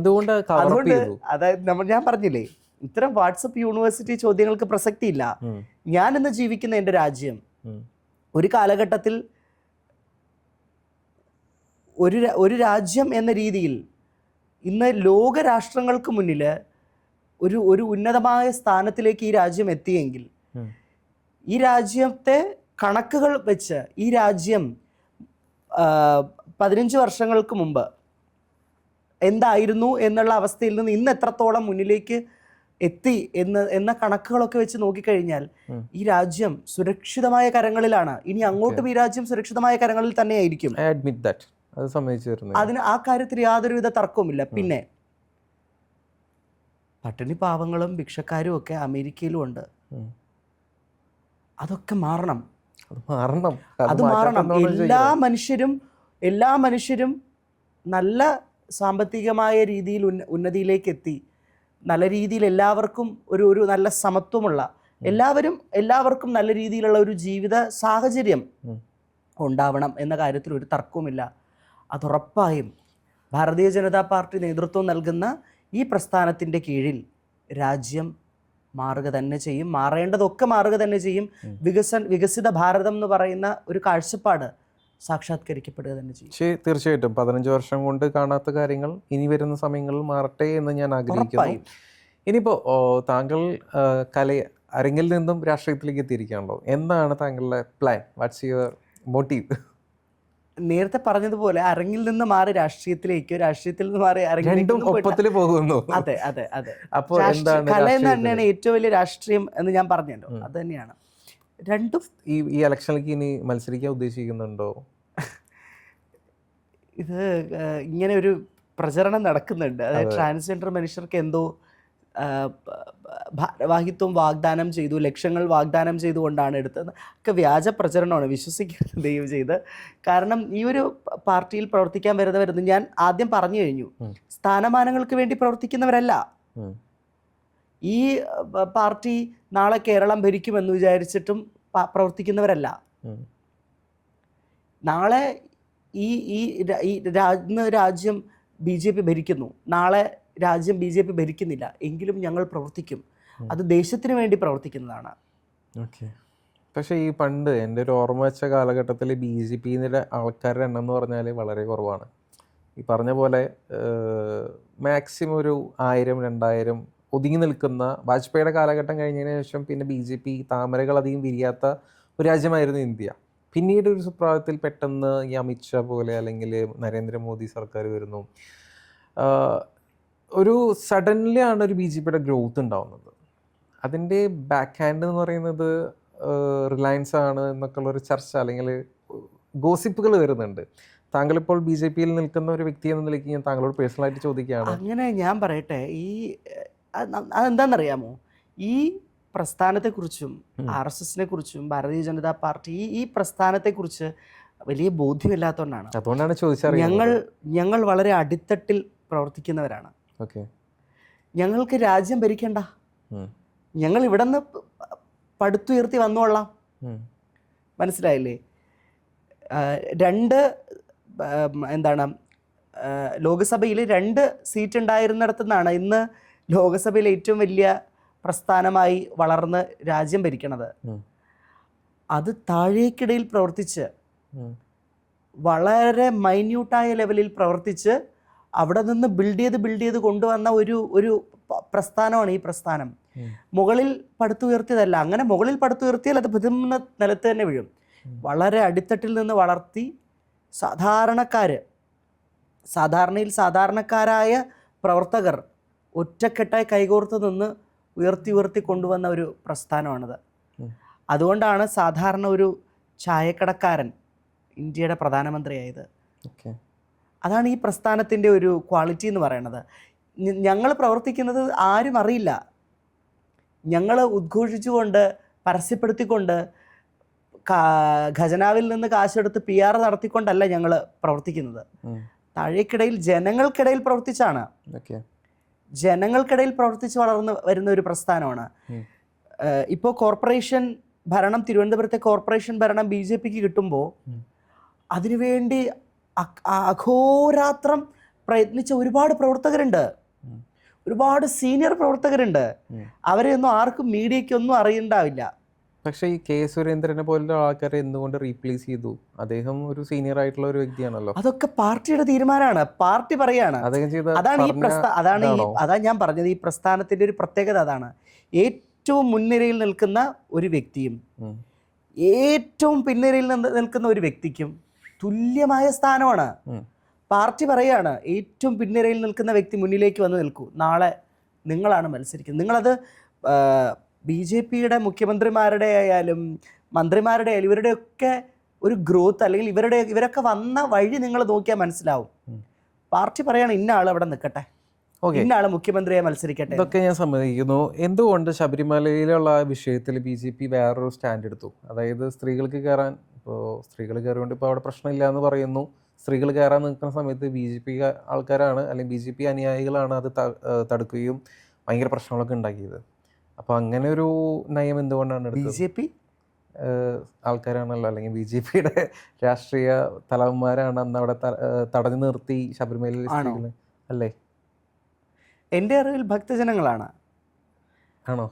അതെ. കെ സുരേന്ദ്രൻ ഉണ്ടായിരുന്നില്ല? കെ സുരേന്ദ്രൻ എന്താ ഭക്തനല്ലേ? പക്ഷെ അത് ഒരാള് അല്ലേ? നിൽക്കുമ്പോ കെ സുരേന്ദ്രൻ ഭക്തനല്ലേ? ഇപ്പൊ കെ സുരേന്ദ്രൻ അദ്രിജ എന്ന് പറയുന്ന നാളെ ഒരു വർത്തമാനം പറയുമ്പോൾ അല്ലെങ്കിൽ ഒരു കാര്യം കോട്ട് ചെയ്യുമ്പോൾ എന്തിന്റെ അടിസ്ഥാനത്തിലാണ് വരാ? ഒരു BJPയുടെ ഇപ്പോൾ BJPയുടെ അനുയായികൾ കൂടെ നിന്നിട്ട് ഒരു കാര്യം പറയുമ്പോൾ അദ്രിജ പണിക്കർ എന്ന നർത്തകി പറയുന്നതായിട്ടാണ് ആൾക്കാർ കോട്ട് ചെയ്യുക, അതോ BJPയിലെ പുതിയ ആളായിട്ടാണോ? ഞാൻ പറയട്ടെ, നമുക്ക് ശബരിമല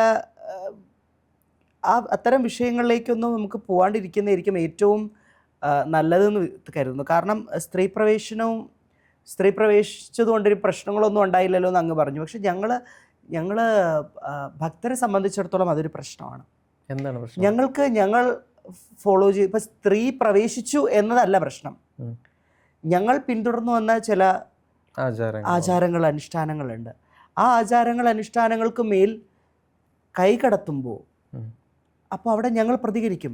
മാന്യമായി നാമജപിച്ച് പ്രതിഷേധിച്ചുകൊണ്ടിരുന്ന വ്യക്തികൾക്കിടയിലേക്ക് രാഷ്ട്രീയ പ്രവർത്തകരെയും പോലീസിനെയും വിട്ട് ആക്രമണം നടത്തി അതിനെ ഒരു കലാപമായി, കേരളം കണ്ട ഏറ്റവും വലിയ കലാപമായി മാറ്റിയത് കേരളം ഭരിച്ചിരുന്ന അന്നത്തെ മന്ത്രിസഭയാണ്. ഇടതുപക്ഷമായിരുന്നു. അതിനെ ഒരു കലാപമാക്കി മാറ്റിയത് ഇടതുപക്ഷമായിരുന്നു. ഇടതുപക്ഷത്തെ സംബന്ധിച്ചിടത്തോളം അതുകൊണ്ടാണല്ലോ വീടുകൾ കയറി ഇറങ്ങി ക്ഷമ ചോദിച്ചത്. തങ്ങൾ ചെയ്തത് തെറ്റായി പോയി. ശബരിമല വിഷയത്തിൽ തങ്ങൾ ചെയ്ത പ്രവൃത്തികൾ പൂർണ്ണമായും തെറ്റായിപ്പോയത് കൊണ്ടാണല്ലോ വീടുകൾ തോറും കയറി ഇറങ്ങി ഇലക്ഷൻ സമയത്ത് ക്ഷമ ചോദിച്ച് ഉള്ള സംഭവങ്ങളൊക്കെ ഉണ്ടായത്. അവിടെ നമുക്ക് അത്തരം ആ വിഷയങ്ങളിലേക്കൊന്നും പോണ്ട. ഓക്കെ, അപ്പോൾ എന്താണ് താങ്കളിപ്പോൾ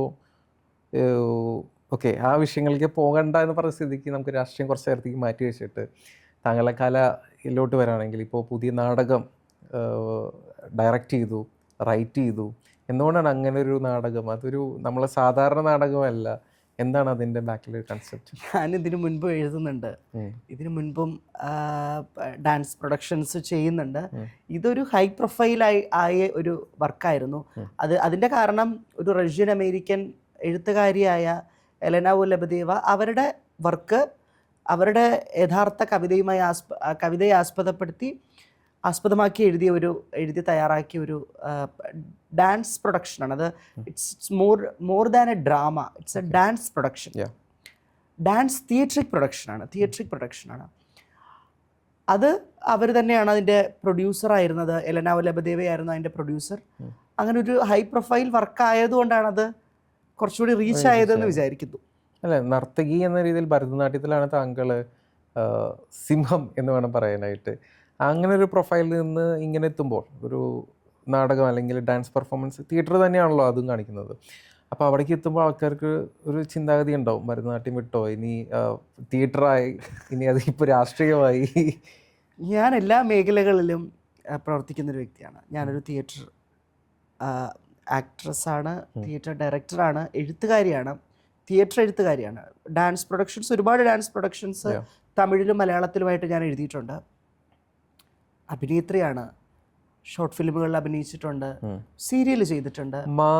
അതെ, ഷോർട്ട് ഫിലിം നല്ല രീതിയിൽ ആ ഒരു ക്യാരക്ടറിന് എന്നതിലുപരി ആ കഥയ്ക്കും ഞാൻ കണ്ടിരുന്നു. അതെ, നല്ലൊരു വർക്കായിരുന്നു. അത് ഇഷ്ടപ്പെട്ടു ഞാൻ പറഞ്ഞല്ലോ, അതുകൊണ്ടാണ് ഞാൻ അതെ, അങ്ങനെ അഭിനേത്രിയാണ്, എഴുത്തുകാരിയാണ്, നർത്തകിയാണ്, അധ്യാപികയാണ്, ഇതിലെല്ലാത്തിനും അപ്പുറത്തൊരു ആക്ടിവിസ്റ്റാണ്, രാഷ്ട്രീയ പ്രവർത്തകയാണ്.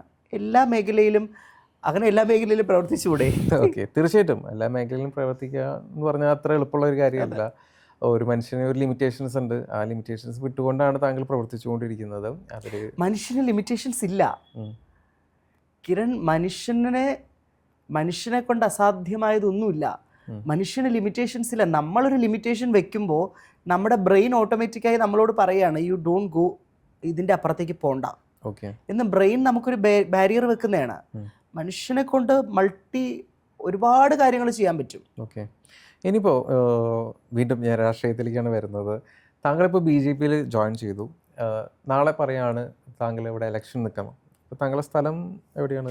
തിരുവനന്തപുരമാണ്. തിരുവനന്തപുരത്ത് നമുക്കൊരു മന്ത്രി വേണം എന്ന് പറഞ്ഞുകൊണ്ട് താങ്കൾ നിർത്തുകയാണെങ്കിൽ, താങ്കളൊരു ജയിച്ചു, താങ്കളൊരു മന്ത്രിയാവുകയാണ്. കേരളത്തിൻ്റെ ഒരു മന്ത്രിയാവുകയാണ് അന്തരിജ പണിക്കർ എന്ന ട്രാൻസ്ജെൻഡർ.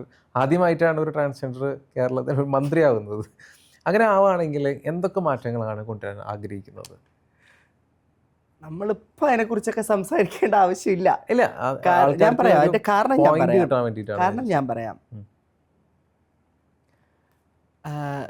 ഒന്ന്, ഞാൻ മത്സരിക്കുന്നുണ്ടെങ്കിൽ അത് ഭാരതീയ ജനതാ പാർട്ടിയുടെ കീഴിലായിരിക്കുമല്ലോ. ഭാരതീയ ജനതാ പാർട്ടിയുടെ സ്ഥാനാർത്ഥിയായിട്ടായിരിക്കും. അവിടെ ഭാരതീയ ജനതാ പാർട്ടിയുടെ ആശയങ്ങൾക്കനുസരിച്ചും ഐഡിയോളജികൾക്കനുസരിച്ചും Bharatiya Janata party on the whole ആണ്. അവിടെ വ്യക്തികളല്ലല്ലോ, പാർട്ടി ഓൺ ദ ഹോൾ ആണ്. അവിടെ ഉണ്ടാവുന്ന ഉരുത്തിരിഞ്ഞു വരുന്ന ആശയങ്ങൾക്കനുസരിച്ചുമാണ് പ്രവർത്തിക്കുന്നത്. അതുകൊണ്ടാണ് അതൊക്കെ ഒരു തമാശ ചോദ്യം എന്നുള്ള രീതിയിൽ, തമാശ ചോദ്യം എന്ന രീതിയിൽ ഞാൻ എടുക്കുന്നുള്ളൂ. ഞാൻ ചോദിക്കുന്നത് അത്ര തന്നെ ഉള്ളൂ. ട്രാൻസ്ജെൻഡർ മനുഷ്യർക്കായിട്ട് പ്രവർത്തിക്കാൻ ഞാനൊരു മന്ത്രിയാവേണ്ട ആവശ്യമില്ല. ഞാൻ ഇപ്പോഴും പ്രവർത്തിച്ചുകൊണ്ടിരിക്കുകയാണ്. ഇപ്പോഴും ഞാൻ മാറ്റങ്ങൾ കൊണ്ടുവരാൻ വേണ്ടി, അതൊന്നും ഞാൻ സമൂഹ മാധ്യമങ്ങളിലൂടെ പരസ്യപ്പെടുത്തി അക്നോളജ് ചെയ്തപ്പെട്ട് അങ്ങനെയൊന്നും ചെയ്യുന്നതല്ല. ഇപ്പോഴും ഞാൻ ഒരുപാട് കാര്യങ്ങൾ ചെയ്തുകൊണ്ടിരിക്കുന്നുണ്ട്. അതിൽ പലതും ഫലം കണ്ട കാര്യങ്ങളുണ്ട്. ഇപ്പം അവസാനമായി കഴിഞ്ഞ 3 വർഷക്കാലമായി സംസ്ഥാന സ്കൂൾ യുവജനോത്സവത്തിൽ ജഡ്ജിങ് പാനലിൽ, ജൂറി പാനലുകളിലേക്ക് 1% ട്രാൻസ്ജെൻഡർ വ്യക്തികളുടെ പ്രാതിനിധ്യം ഉറപ്പാക്കാൻ വേണ്ടി കഴിഞ്ഞ 3 വർഷക്കാലമായി ഞാനൊരു പ്രയത്നം നടത്തിക്കൊണ്ടിരുന്നു. വിദ്യാഭ്യാസ വകുപ്പുമായിട്ടും വിദ്യാഭ്യാസ വകുപ്പ് മന്ത്രിയുടെ ഔദ്യോഗിക വസതിയിൽ പോയി വരെ കണ്ട് അതിനെക്കുറിച്ച് സംസാരിക്കുകയൊക്കെ ചെയ്തിരുന്നു. പിന്നീട് സാമൂഹ്യനീതി വകുപ്പ് മന്ത്രിയുമായി സംസാരിക്കുകയൊക്കെ ചെയ്തു. അതിൻ്റെ ഫലം, 3 വർഷത്തെ പ്രയത്നത്തിൻ്റെ ഫലം ഈ കഴിഞ്ഞ തൃശ്ശൂർ കലോത്സവത്തിൽ അല്ല, ജഡ്ജായിട്ട് വന്നിട്ടില്ല. എൻ്റെ പേര് സാമൂഹ്യനീതി വകുപ്പ് മന്ത്രി ഒരു മിനിസ്റ്റർ ഡയറക്റ്റായി പാനലിലേക്ക് നാമനിർദ്ദേശം ചെയ്തു. എന്നിട്ട് എന്തുകൊണ്ട് വന്നില്ല? എന്നിട്ട് കൃത്യമായ രാഷ്ട്രീയപരമായ ഇടപെടലുകൾ കൊണ്ടായിട്ടാണ് ആ സമയത്ത് ഞാൻ സാമൂഹ്യനീതി വകുപ്പിനെതിരെ ഒരു വീഡിയോ ചെയ്തിരുന്നു. എന്ത് വീഡിയോ? സാമൂഹ്യനീതി വകുപ്പിനെതിരെ ഒരു വിമർശനാത്മകമായ ഒരു വീഡിയോ ചെയ്തിരുന്നതിനെ തുടർന്ന് ഉണ്ടായ പ്രശ്നങ്ങളെ തുടർന്ന് ആ വീഡിയോ സർജറിയുടെ റീഫണ്ട് വൈകുന്നതുമായി ബന്ധപ്പെട്ടും, കൂടാതെ കലോത്സവത്തിൽ ട്രാൻസ്ജെൻഡർ കലോത്സവമായ വർണ്ണപ്പകിട്ടിൽ അനന്യം എന്നൊരു പരിപാടി നടത്തിയതിൻ്റെ പിറകിലുള്ള ചില അവ്യക്തതകളെക്കുറിച്ചുമൊക്കെ വളരെ വിമർശനാത്മകമായി സംസാരിച്ചതിനെ തുടർന്ന് ഉണ്ടായ ഒരു രാഷ്ട്രീയപരമായ വിയോജിപ്പിൽ ആ പേര് മാറ്റിയതിലൂടെ ശരിക്കും അവസരം നഷ്ടപ്പെട്ടത് ട്രാൻസ്ജെൻഡർ മനുഷ്യർക്ക് തന്നെയാണ്. അവിടെ ഞാൻ ഇരുന്നു എന്ന് പറഞ്ഞു കഴിഞ്ഞാൽ നാളെ എനിക്ക് ശേഷം വരുന്നൊരു കുട്ടിയാണ് ഇരിക്കുന്നത്. നാളെ എനിക്ക് ശേഷം, അതിനുശേഷം വരുന്നവരിയ്ക്കും. അപ്പോൾ ആ ഒരു അവസരത്തിന് വേണ്ടി 3 വർഷം ഞാൻ പോരാടി. അത് അവർ തന്നെ തന്നു, അവർ തന്നെ അത് തിരിച്ചെടുത്തു. Okay, fine. ഇനിയിപ്പോൾ കഴിഞ്ഞ 2 ടേം നമ്മുടെ ഇടതുപക്ഷം ഭരിച്ചു. അതിലെന്തൊക്കെയാണ് താങ്കൾ നോക്കിക്കണ്ടത്? എന്തൊക്കെയാണ് അതിൽ പോരായ്മകൾ, എന്തൊക്കെയാണ് നല്ലത് എന്ന് പറയാൻ തോന്നുന്നത്? പോരായ്മകളൊക്കെ ഒരുപാട് പോരായ്മകളുണ്ട്. എന്നാലും കുറച്ച് ചൂണ്ടിക്കാണിക്കുക. എന്തായാലും ഞാൻ വലിയ വലിയ കാര്യങ്ങളിലേക്ക് ഞാൻ പോകുന്നില്ല. അത് രാഷ്ട്രീയപരമാവും. അത്തരം ചുമതലകളൊന്നും എൻ്റെ പാർട്ടി ഏൽപ്പിച്ചിട്ടില്ല. അതുകൊണ്ട് തന്നെ ഞാൻ ട്രാൻസ്ജെൻഡർ മനുഷ്യരുടെ കാര്യം എടുത്ത് നോക്കുകയാണെങ്കിൽ, ട്രാൻസ്ജെൻഡർ മനുഷ്യർക്ക് വേണ്ടിയിട്ട് എല്ലാ ബഡ്ജറ്റിലും കോടികൾ വകയിരുത്തുന്നുണ്ട്. എന്നിട്ട് ആകെ കൂടി ചെയ്യുന്ന ഒരു കാര്യം സർജറിയുടെ റീഫണ്ട് കൊടുക്കുക, പിന്നെ ഒരു കലോത്സവം നടത്തും. ഇത് രണ്ടുമാണ് ആകെ കൂടി ചെയ്യുന്നത്. എന്നിട്ട് ഈ സർജറിയുടെ റീഫണ്ട് എത്രയോ വർഷങ്ങൾ മുമ്പ് ചെയ്തവർക്ക് പോലും സർജറിയുടെ റീഫണ്ട് കിട്ടാണ്ട് ഉള്ള പ്രശ്നങ്ങളുണ്ടായിരുന്നു. അത് ഈ ഇടയ്ക്ക് രൂക്ഷമായി, അതാണ് ഞാൻ സംസാരിച്ചു എന്ന് പറഞ്ഞത്. ഞാനത് സമൂഹ മാധ്യമങ്ങളിലൂടെ സംസാരിക്കുകയും മന്ത്രിയോട് നേരിട്ട് ആ കാര്യം അവതരിപ്പിക്കുകയും ഒക്കെ ചെയ്തിട്ടുണ്ടായിരുന്നു. അതിൻ്റെ ഫലമായി എനിക്ക് തോന്നുന്നു ഇപ്പോൾ കുറേ പേരുടെ റീഫണ്ടുകൾ കൊടുത്തു. നല്ല കാര്യം. അങ്ങനെ ഞാൻ ഇടപെട്ടുകൊണ്ടാണെന്നല്ല ഞാൻ പറയുന്നത്. എന്നാലും ഒരു ശബ്ദമാവാൻ സാധിച്ചു. എൻ്റെ കമ്മ്യൂണിറ്റിക്ക് വേണ്ടി ശബ്ദമുയർത്തി സംസാരിച്ചു. എന്തോ അത് നടന്നു. പിന്നെ അത് കഴിഞ്ഞിട്ട് ഒരു പ്രഹസനാത്മകമായ ഒരു കലോത്സവം നടത്താറുണ്ട്, ലക്ഷങ്ങൾ ചിലവാക്കി. അതിലും ഈ പറയുന്ന പോലെ പോരായ്മകളെക്കുറിച്ചാണ് ഞാൻ കഴിഞ്ഞ ഈ വീഡിയോയിൽ സംസാരിച്ചു എന്ന് ഞാൻ പറഞ്ഞത്. ലക്ഷങ്ങൾ വകയിരുത്തിക്കൊണ്ടൊരു പരിപാടി. ട്രാൻസ്ജെൻഡർ മനുഷ്യർക്കൊരു അവസരമാണത്. ഉറപ്പായും ട്രാൻസ്ജെൻഡർ മനുഷ്യർക്കുള്ള അവസരമാണ്. ആ അവസരത്തിനകത്തും കൈയിട്ട് വരുന്നുണ്ട്. ലക്ഷങ്ങൾ വകയിരുത്തിയിട്ട് അവർ സ്റ്റേജിൽ വരുമ്പോൾ അവർക്ക് കൃത്യമായി നല്ല കോസ്റ്റ്യൂമുകളില്ലായിരുന്നു, നല്ല മേക്കപ്പുകളില്ലായിരുന്നു. അവരുടെ പരിപാടിയിൽ നല്ല ഐറ്റംസ് പഠിപ്പിച്ചു കൊടുത്തിട്ടുണ്ടായിരുന്നില്ല. ഇത് അവർ തന്നെ എന്നോട് പറഞ്ഞ കാര്യമാണ്. അവരിൽ ചിലർ തന്നെ എന്നോട് പറഞ്ഞ കാര്യമാണ്. ഞങ്ങളുടെ കോസ്റ്റ്യൂം അവസാന നിമിഷം, ഇങ്ങനെ ഒരുപാട് പോരായ്മകൾ നടക്കുന്നുണ്ട്. എന്നാൽ കോടികൾ വകയിരുത്തുന്നുണ്ട് താനും. ഇതൊക്കെ എല്ലാവരുടെയും പോക്കറ്റിലേക്കാണ് പോകുന്നതാണ് പറയുന്നത്. ഒരു തൊഴിൽ, ഒരു ജോലി സർക്കാർ തലത്തിൽ കൊടുക്കുന്നുണ്ടോ? അതായത് ഒരു സാമൂഹ്യ നീതി വകുപ്പിൻ്റെ കീഴിൽ ഒരു സെല്ലുണ്ട്, ട്രാൻസ്ജെൻഡർ സെല്ലുണ്ട്.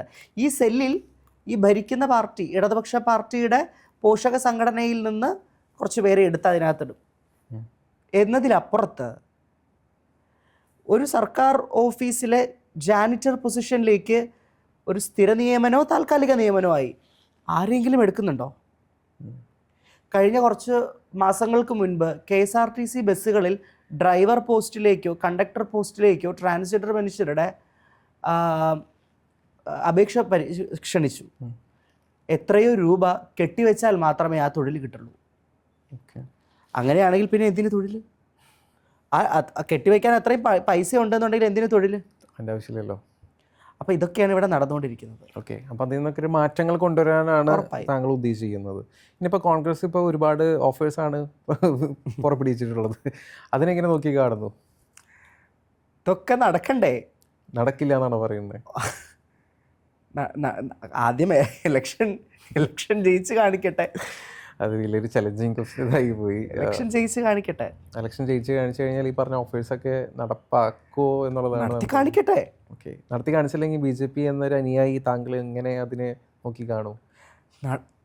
ഇപ്പോൾ ബസ്സുകളിൽ സ്ത്രീകൾക്ക് സൗജന്യമായി യാത്രാ സൗകര്യം ഒരുക്കി കൊടുക്കുന്നു എന്ന് ഇവർ പറയുമ്പോൾ, അതെ, കോൺഗ്രസ് ഭരിക്കുന്ന എത്ര സംസ്ഥാനങ്ങളിലാണ് ഈ സൗജന്യമായി സ്ത്രീകൾക്ക് യാത്രാ സൗകര്യം ഉള്ളതെന്ന് നമ്മൾ പരിശോധിക്കണ്ടേ? തമിഴ്നാട് കോൺഗ്രസ് ആണോ ഭരിക്കുന്നത്? അല്ല, കോൺഗ്രസ് അല്ല, എന്നാലും അവിടെ തമിഴ്നാട്ടിലുണ്ട്. തമിഴ്നാട്ടിലെ സ്ത്രീകൾക്ക് സൗജന്യമാണ്.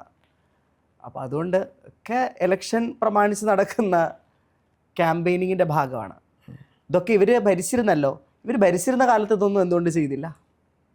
ഒരു വാലിഡായ ക്വസ്റ്റ്യൻ അല്ലേ. ഇവർ ഭരിച്ചിരുന്നല്ലോ, ഇവർ മാറി മാറിയാണല്ലോ ഭരിച്ചിരുന്നത്. എന്തുകൊണ്ട് സ്ത്രീകൾക്ക് വീട്ടിനകത്ത് പോലും കിടന്നുറങ്ങാൻ പറ്റാത്ത സാഹചര്യം ഉള്ള ഒരു സ്ഥലമാണ് ഇല്ലേ? വീട്ടിനകത്ത് കയറിയാണ് ജിഷ എന്ന പെൺകുട്ടീനെ ഈ നാട്ടിൽ റേപ്പ് ചെയ്തത്. അതുപോലും അതിനുള്ള ഒരു സുരക്ഷിതത്വം പോലും ഒരുക്കാൻ അതിൽ പോലും ഫെയിലായ ആൾക്കാർ പറയാണ് സ്ത്രീകൾക്ക് സുരക്ഷിതത്വമേകിയ 5 വർഷം, സ്ത്രീകൾക്ക് സൗജന്യമായി ബസ്സിൽ യാത്ര. ഓക്കെ, അത് വരുന്ന കാലഘട്ടത്തിലുള്ള കാര്യങ്ങളാണ്. കഴിഞ്ഞ 2 ടൈം എന്താ നടന്നാലും BJP എന്താണ് ഓഫർ ചെയ്യുന്നത്? BJPയുടെ ഒരു പ്രൊമോഷൻ. BJPക്ക് ഓഫറുകളില്ലല്ലോ. ഓഫറില്ല. BJPക്ക് ഓഫറുകളില്ല. BJP കൃത്യമായി നടപ്പിലാക്കുന്ന കാര്യങ്ങൾ മാത്രമാണ് പറയുന്നത്. അവരത് നടപ്പിലാക്കുകയും ചെയ്യും. എടുത്തു നോക്കൂ, ഞാൻ പറയുന്നത് ഇരുന്ന് പറയുന്ന വെറും വാക്കാണോ എന്ന് നിങ്ങൾ പരിശോധിക്കൂ. BJP ഞങ്ങൾ ഇന്ന കാര്യങ്ങൾ ചെയ്യും, ഇന്ന കാര്യങ്ങൾ കൃത്യമായി ചെയ്തിരിക്കും. ആ ടേം തീരുന്നതിന് മുമ്പ് ചെയ്തിരിക്കും. പക്ഷേ നമ്മുടെ ആര് ഭരിച്ചാലും ഇപ്പോൾ ഇന്ത്യ എന്ന സെൻട്രൽ ഗവൺമെൻറ് ഇപ്പോൾ BJP ആണ്, കേരളത്തിലെ ഗവൺമെൻറ് എന്ന് പറഞ്ഞാൽ LDF ആണ്. അതുകൊണ്ട് പല ഫണ്ടുകളും ഇവിടെ എത്തുന്നില്ല, പല ഫണ്ടുകളും ബ്ലോക്കാണ്, നേരം വൈകുന്നു, അതുകൊണ്ട് നടപ്പിലാക്കാൻ പറ്റുന്നില്ല എന്നൊക്കെ സംസാരിക്കാൻ ഒരുപാട് കാര്യങ്ങളുണ്ട്. അതിനകത്തൊക്കെയുള്ള അവ്യക്തതകളെക്കുറിച്ചും ഈ പറയുന്ന പോലെയുള്ള വ്യാജ ഫാൾസ് നരേഷനുകൾ, കേരളത്തിലെ സർക്കാർ നടത്തുന്ന ഫാൾസ് നരേഷനുകൾ ഞങ്ങൾക്കൊന്നും കിട്ടിയില്ല എന്ന നരേഷനുകളെ കുറിച്ചുമൊക്കെ കൃത്യമായി സംസാരിക്കേണ്ടവർ സംസാരിക്കുന്നുണ്ട്. അത്തരം കാര്യങ്ങൾ ചർച്ച ചെയ്യാൻ താങ്കൾ രാഷ്ട്രീയത്തിന്റെ പൂർണ്ണതയിലേക്ക് എത്തിയിട്ടില്ല എന്ന് വേണം മനസ്സിലാക്കാനായിട്ട്. അതായത് രാഷ്ട്രീയ ചർച്ചകളിലോട്ട് ഞാൻ പറയട്ടെ, എൻ്റെ പാർട്ടിനെ ഏൽപ്പിച്ചിട്ടില്ല. ഓക്കെ, ഒരു ഉത്തരവാദിത്തപ്പെട്ട, അതാ ഞാൻ പറയുന്നത്, ഒരു ഉത്തരവാദിത്തപ്പെട്ട പ്രസ്ഥാനത്തിന്റെ പാർട്ടിയുടെ ഭാഗമായി ഇരിക്കുമ്പോൾ നമ്മൾ പാലിക്കേണ്ട മര്യാദകളും അച്ചടക്കവും ഉണ്ട്. ഓക്കെ, നമുക്ക് എല്ലാ കാര്യത്തിനും കയറി അഭിപ്രായം പറയുക എന്നതിനകത്ത് കാര്യമില്ല. ഇപ്പോൾ ഇത് സംസാരിക്കാൻ പാർട്ടിയെ ഉത്തരവാദിത്തം ഏൽപ്പിച്ചിട്ടില്ല. വ്യക്തിപരമായി എനിക്ക് പറയുന്ന അഭിപ്രായങ്ങൾക്കുപരി ഇതൊക്കെ രാഷ്ട്രീയപരമായ കാര്യങ്ങളാണ്. അതിനുള്ള ഉത്തരവാദിത്വം എന്നെ ഏൽപ്പിച്ചിട്ടില്ലാത്തടത്തോളം കാലം ഞാനത് സംസാരിക്കേണ്ട ആവശ്യമില്ലല്ലോ. പക്ഷെ ഇതൊക്കെ ഇതിനകത്തെ സത്യാവസ്ഥകളെക്കുറിച്ച് ബേസിക്കായി നമ്മൾ ChatGPT ചോദിച്ചാൽ കൃത്യമായ കണക്കുകൾ സഹിതം എല്ലാം പറയുന്നുണ്ട്. ശരിയാണ്. ഇതൊക്കെ ഓൾറെഡി പറഞ്ഞു കഴിഞ്ഞ കാര്യമാണ്. അതുകൊണ്ട് അതിനെക്കുറിച്ച് നമുക്ക് അധികമായി ട്രാൻസ്ജെൻഡർ കമ്മ്യൂണിറ്റിയിലേക്ക് വരും. താങ്കൾ അതിൻ്റെ ഒരു ആക്ടിവിസ്റ്റും കൂടിയാണല്ലോ. അപ്പോൾ റീസെൻ്റ്ലി ഒരു ഡെഫ് ആൻഡ് ഒരു വൈകല്യമുള്ള ഒരാളെ വിളിച്ചു വരുത്തി ഹോട്ടൽ റൂമിലേക്ക് വിളിച്ചു വരുത്തി പീഡിപ്പിച്ച കേസ് അറിഞ്ഞിരുന്നോ? ഒരു ട്രാൻസ്ജെൻഡർ ആണ് ആളുടെ കൂടെ 4 പേര്. അയ്യോ അതൊരു ട്രാൻസ്ജെൻഡർ ആണ്. അല്ല കേട്ടോ, അത് നമുക്ക് വെറുതെ ചുമ്മാ പറയുന്നതാണ്. ആ കുട്ടി ട്രാൻസ്ജെൻഡർ ഒന്നും അല്ല. അത് ട്രാൻസ്ജെൻഡർ ആണ് എന്ന് പറഞ്ഞ ന്യൂസും എല്ലാ മീഡിയാസ് അത് ഏറ്റെടുത്ത് വീഡിയോസ്, അത് ട്രാൻസ്ജെൻഡർ അല്ല. അല്ലല്ല, അത് വെറുതെ ചുമ്മാ. ഞാൻ പറഞ്ഞില്ലേ, വാട്സപ്പ് യൂണിവേഴ്സിറ്റിയാണ്. നമുക്കതൊന്നും ചർച്ചയെ ചെയ്യരുത്. വാട്സപ്പ് യൂണിവേഴ്സിറ്റി മാത്രമല്ല, അതൊക്കെ ഇൻസ്റ്റാഗ്രാമിൽ വെറുതെ വന്ന വാർത്തകളാണ്, ഫാൾസ് നരേഷൻസ് വന്ന വാർത്തകളാണ്. ആ പെൺകുട്ടി ട്രാൻസ്ജെൻഡർ ഒന്നും അല്ല, വെറുതെ. ഇത് സത്യം എന്താണെന്ന് നമുക്ക് തിരിച്ചറിയാൻ പറ്റാത്തൊരു ലോകത്താണ് നമ്മൾ ജീവിച്ചുകൊണ്ടിരിക്കുന്നത്. ഇപ്പോൾ എപ്സ്റ്റൈൻ ഫയൽസുകൾ പുറത്തേക്ക് വന്നു. അത് മറയ്ക്കാൻ വേണ്ടിയിട്ടാണ് ഇറാനെതിരെ അമേരിക്ക അറ്റാക്ക് ചെയ്യുന്നു. എപ്സ്റ്റൈൻ ഫയൽസ് വീഡിയോസ് ആണ്. ഈ എയുടെ ഒരു കടന്നുകയറ്റം ഒരുപാട് മനുഷ്യൻ്റെ ജീവിതത്തിൽ പ്രശ്നങ്ങൾ ഉണ്ടാക്കിയിട്ടുണ്ടോ? അങ്ങനെ എപ്പോഴെങ്കിലും തോന്നിയിട്ടുണ്ടോ? ഉറപ്പായും. പിന്നെ സാങ്കേതിക വിദ്യകൾക്കൊക്കെ അങ്ങനെ ഒരു പ്രശ്നമുണ്ട്. മൊബൈൽ ഫോണുകളാവട്ടെ, കമ്പ്യൂട്ടറുകളാവട്ടെ, സാങ്കേതിക വിദ്യകൾക്ക് ശാസ്ത്രത്തിന് തന്നെ അങ്ങനെ ഒരു പ്രശ്നമുണ്ട്. ആണവായുധം എന്ന് പറഞ്ഞാൽ അറ്റോമിക് പവർ എന്ന് പറയുന്നത് നല്ലതിന് വേണ്ടി കണ്ടുപിടിച്ചൊരു സാധനം. ലോകരാഷ്ട്രങ്ങൾ അങ്ങോട്ടും ഇങ്ങോട്ടും മനുഷ്യനെ കൊല്ലാനായിട്ട്, ഭീഷണിപ്പെടുത്താനായിട്ട് ഉപയോഗിക്കുന്നില്ല. അപ്പോൾ അതുകൊണ്ട് ശാസ്ത്രവും സാങ്കേതിക വിദ്യയ്ക്കൊക്കെ 2 വശമുണ്ട്. നല്ല വശമുണ്ട്, ചീത്ത വശമുണ്ട്. നമ്മളതിൻ്റെ നല്ല വശം കണ്ട് നല്ല വശത്തിലേക്ക് നോക്കിയാൽ അത് നല്ലതാണ്. അതിൻ്റെ ചീത്ത വശത്തിലേക്ക് പോയാൽ അത് ചീത്തയാണ്. ഇനി എന്താണ് അദ്രിജ പണിക്കരുടെ ഫ്യൂച്ചർ പ്ലാൻസ്? ഒഴുക്കിനൊത്ത് നീന്താ. എന്തായാലും കലാമേഖലയിൽ പുതിയ പുതിയ കാര്യങ്ങൾ, പുതിയ പുതിയ ഇനിഷ്യേറ്റീവ്സ് വരുന്നുണ്ട്, ഭാവിയിൽ വരുന്നുണ്ട്. പുതിയ പ്ലേസ് എന്തെങ്കിലും വരുന്നുണ്ടോ? പുതിയ ഞങ്ങളിപ്പോൾ ഞങ്ങളുടെ ആസ്ഗ്രൗണ്ട് തന്നെ ഇനി ഒരുപാട് വലിയ സ്റ്റേജുകളിലേക്ക് പോകുന്നുണ്ട്, ഇന്റർനാഷണൽ ലെവലിലേക്ക് പോകുന്നുണ്ട്. അതിനെക്കുറിച്ചൊക്കെ അപ്ഡേറ്റ്സ് ഭാവിയിൽ ഉണ്ടാവും. ഓക്കെ. ഇപ്പോൾ നമ്മുടെ ചാനലിൽ കഴിഞ്ഞ മല്ലിക പണിക്കരുടെ ഒരു ഇൻ്റർവ്യൂ ഇറങ്ങിയിട്ടുണ്ടായിരുന്നു. അതിനെ പറ്റി താങ്കളിപ്പോഴും മല്ലിക പണിക്കരുടെ ഓപ്പോസിറ്റ് നിന്ന് സംസാരിക്കുന്ന ഒരു വ്യക്തി എന്ന് ആയതുകൊണ്ട് ഞാൻ ചോദിക്കുകയാണ്, മല്ലിക പണിക്കരുടെ റീസെൻ്റ് ഇൻ്റർവ്യൂ കണ്ടിരുന്നോ? ഞാൻ ആ പേര് പോലും എൻ്റെ വായിൽ നിന്ന് സംസാരിക്കാൻ ഞാൻ ആഗ്രഹിക്കുന്നില്ല. പക്ഷെ ഞാൻ ഒരു വീഡിയോ കണ്ടതിൽ നിന്ന് ഞാനൊരു പൊതുവായ ഒരു കാര്യം പറയാം. കിരൺ, നമ്മൾ RCCയിൽ പോയി കഴിഞ്ഞാൽ ഈ ക്യാൻസർ അസുഖം ബാധിച്ചിട്ട് വളരെ നല്ല രീതിയിൽ ജീവിച്ചിരുന്ന മനുഷ്യർ മുടിയൊക്കെ കൊഴിഞ്ഞു പോയി. ഈ ട്രീറ്റ്മെൻറ്റിൻ്റെ ഭാഗമായിട്ട് മുടിയൊക്കെ കൊഴിഞ്ഞു പോയി വല്ലാത്ത അവസ്ഥയിൽ ജീവിക്കുന്ന ആൾക്കാരുണ്ട്.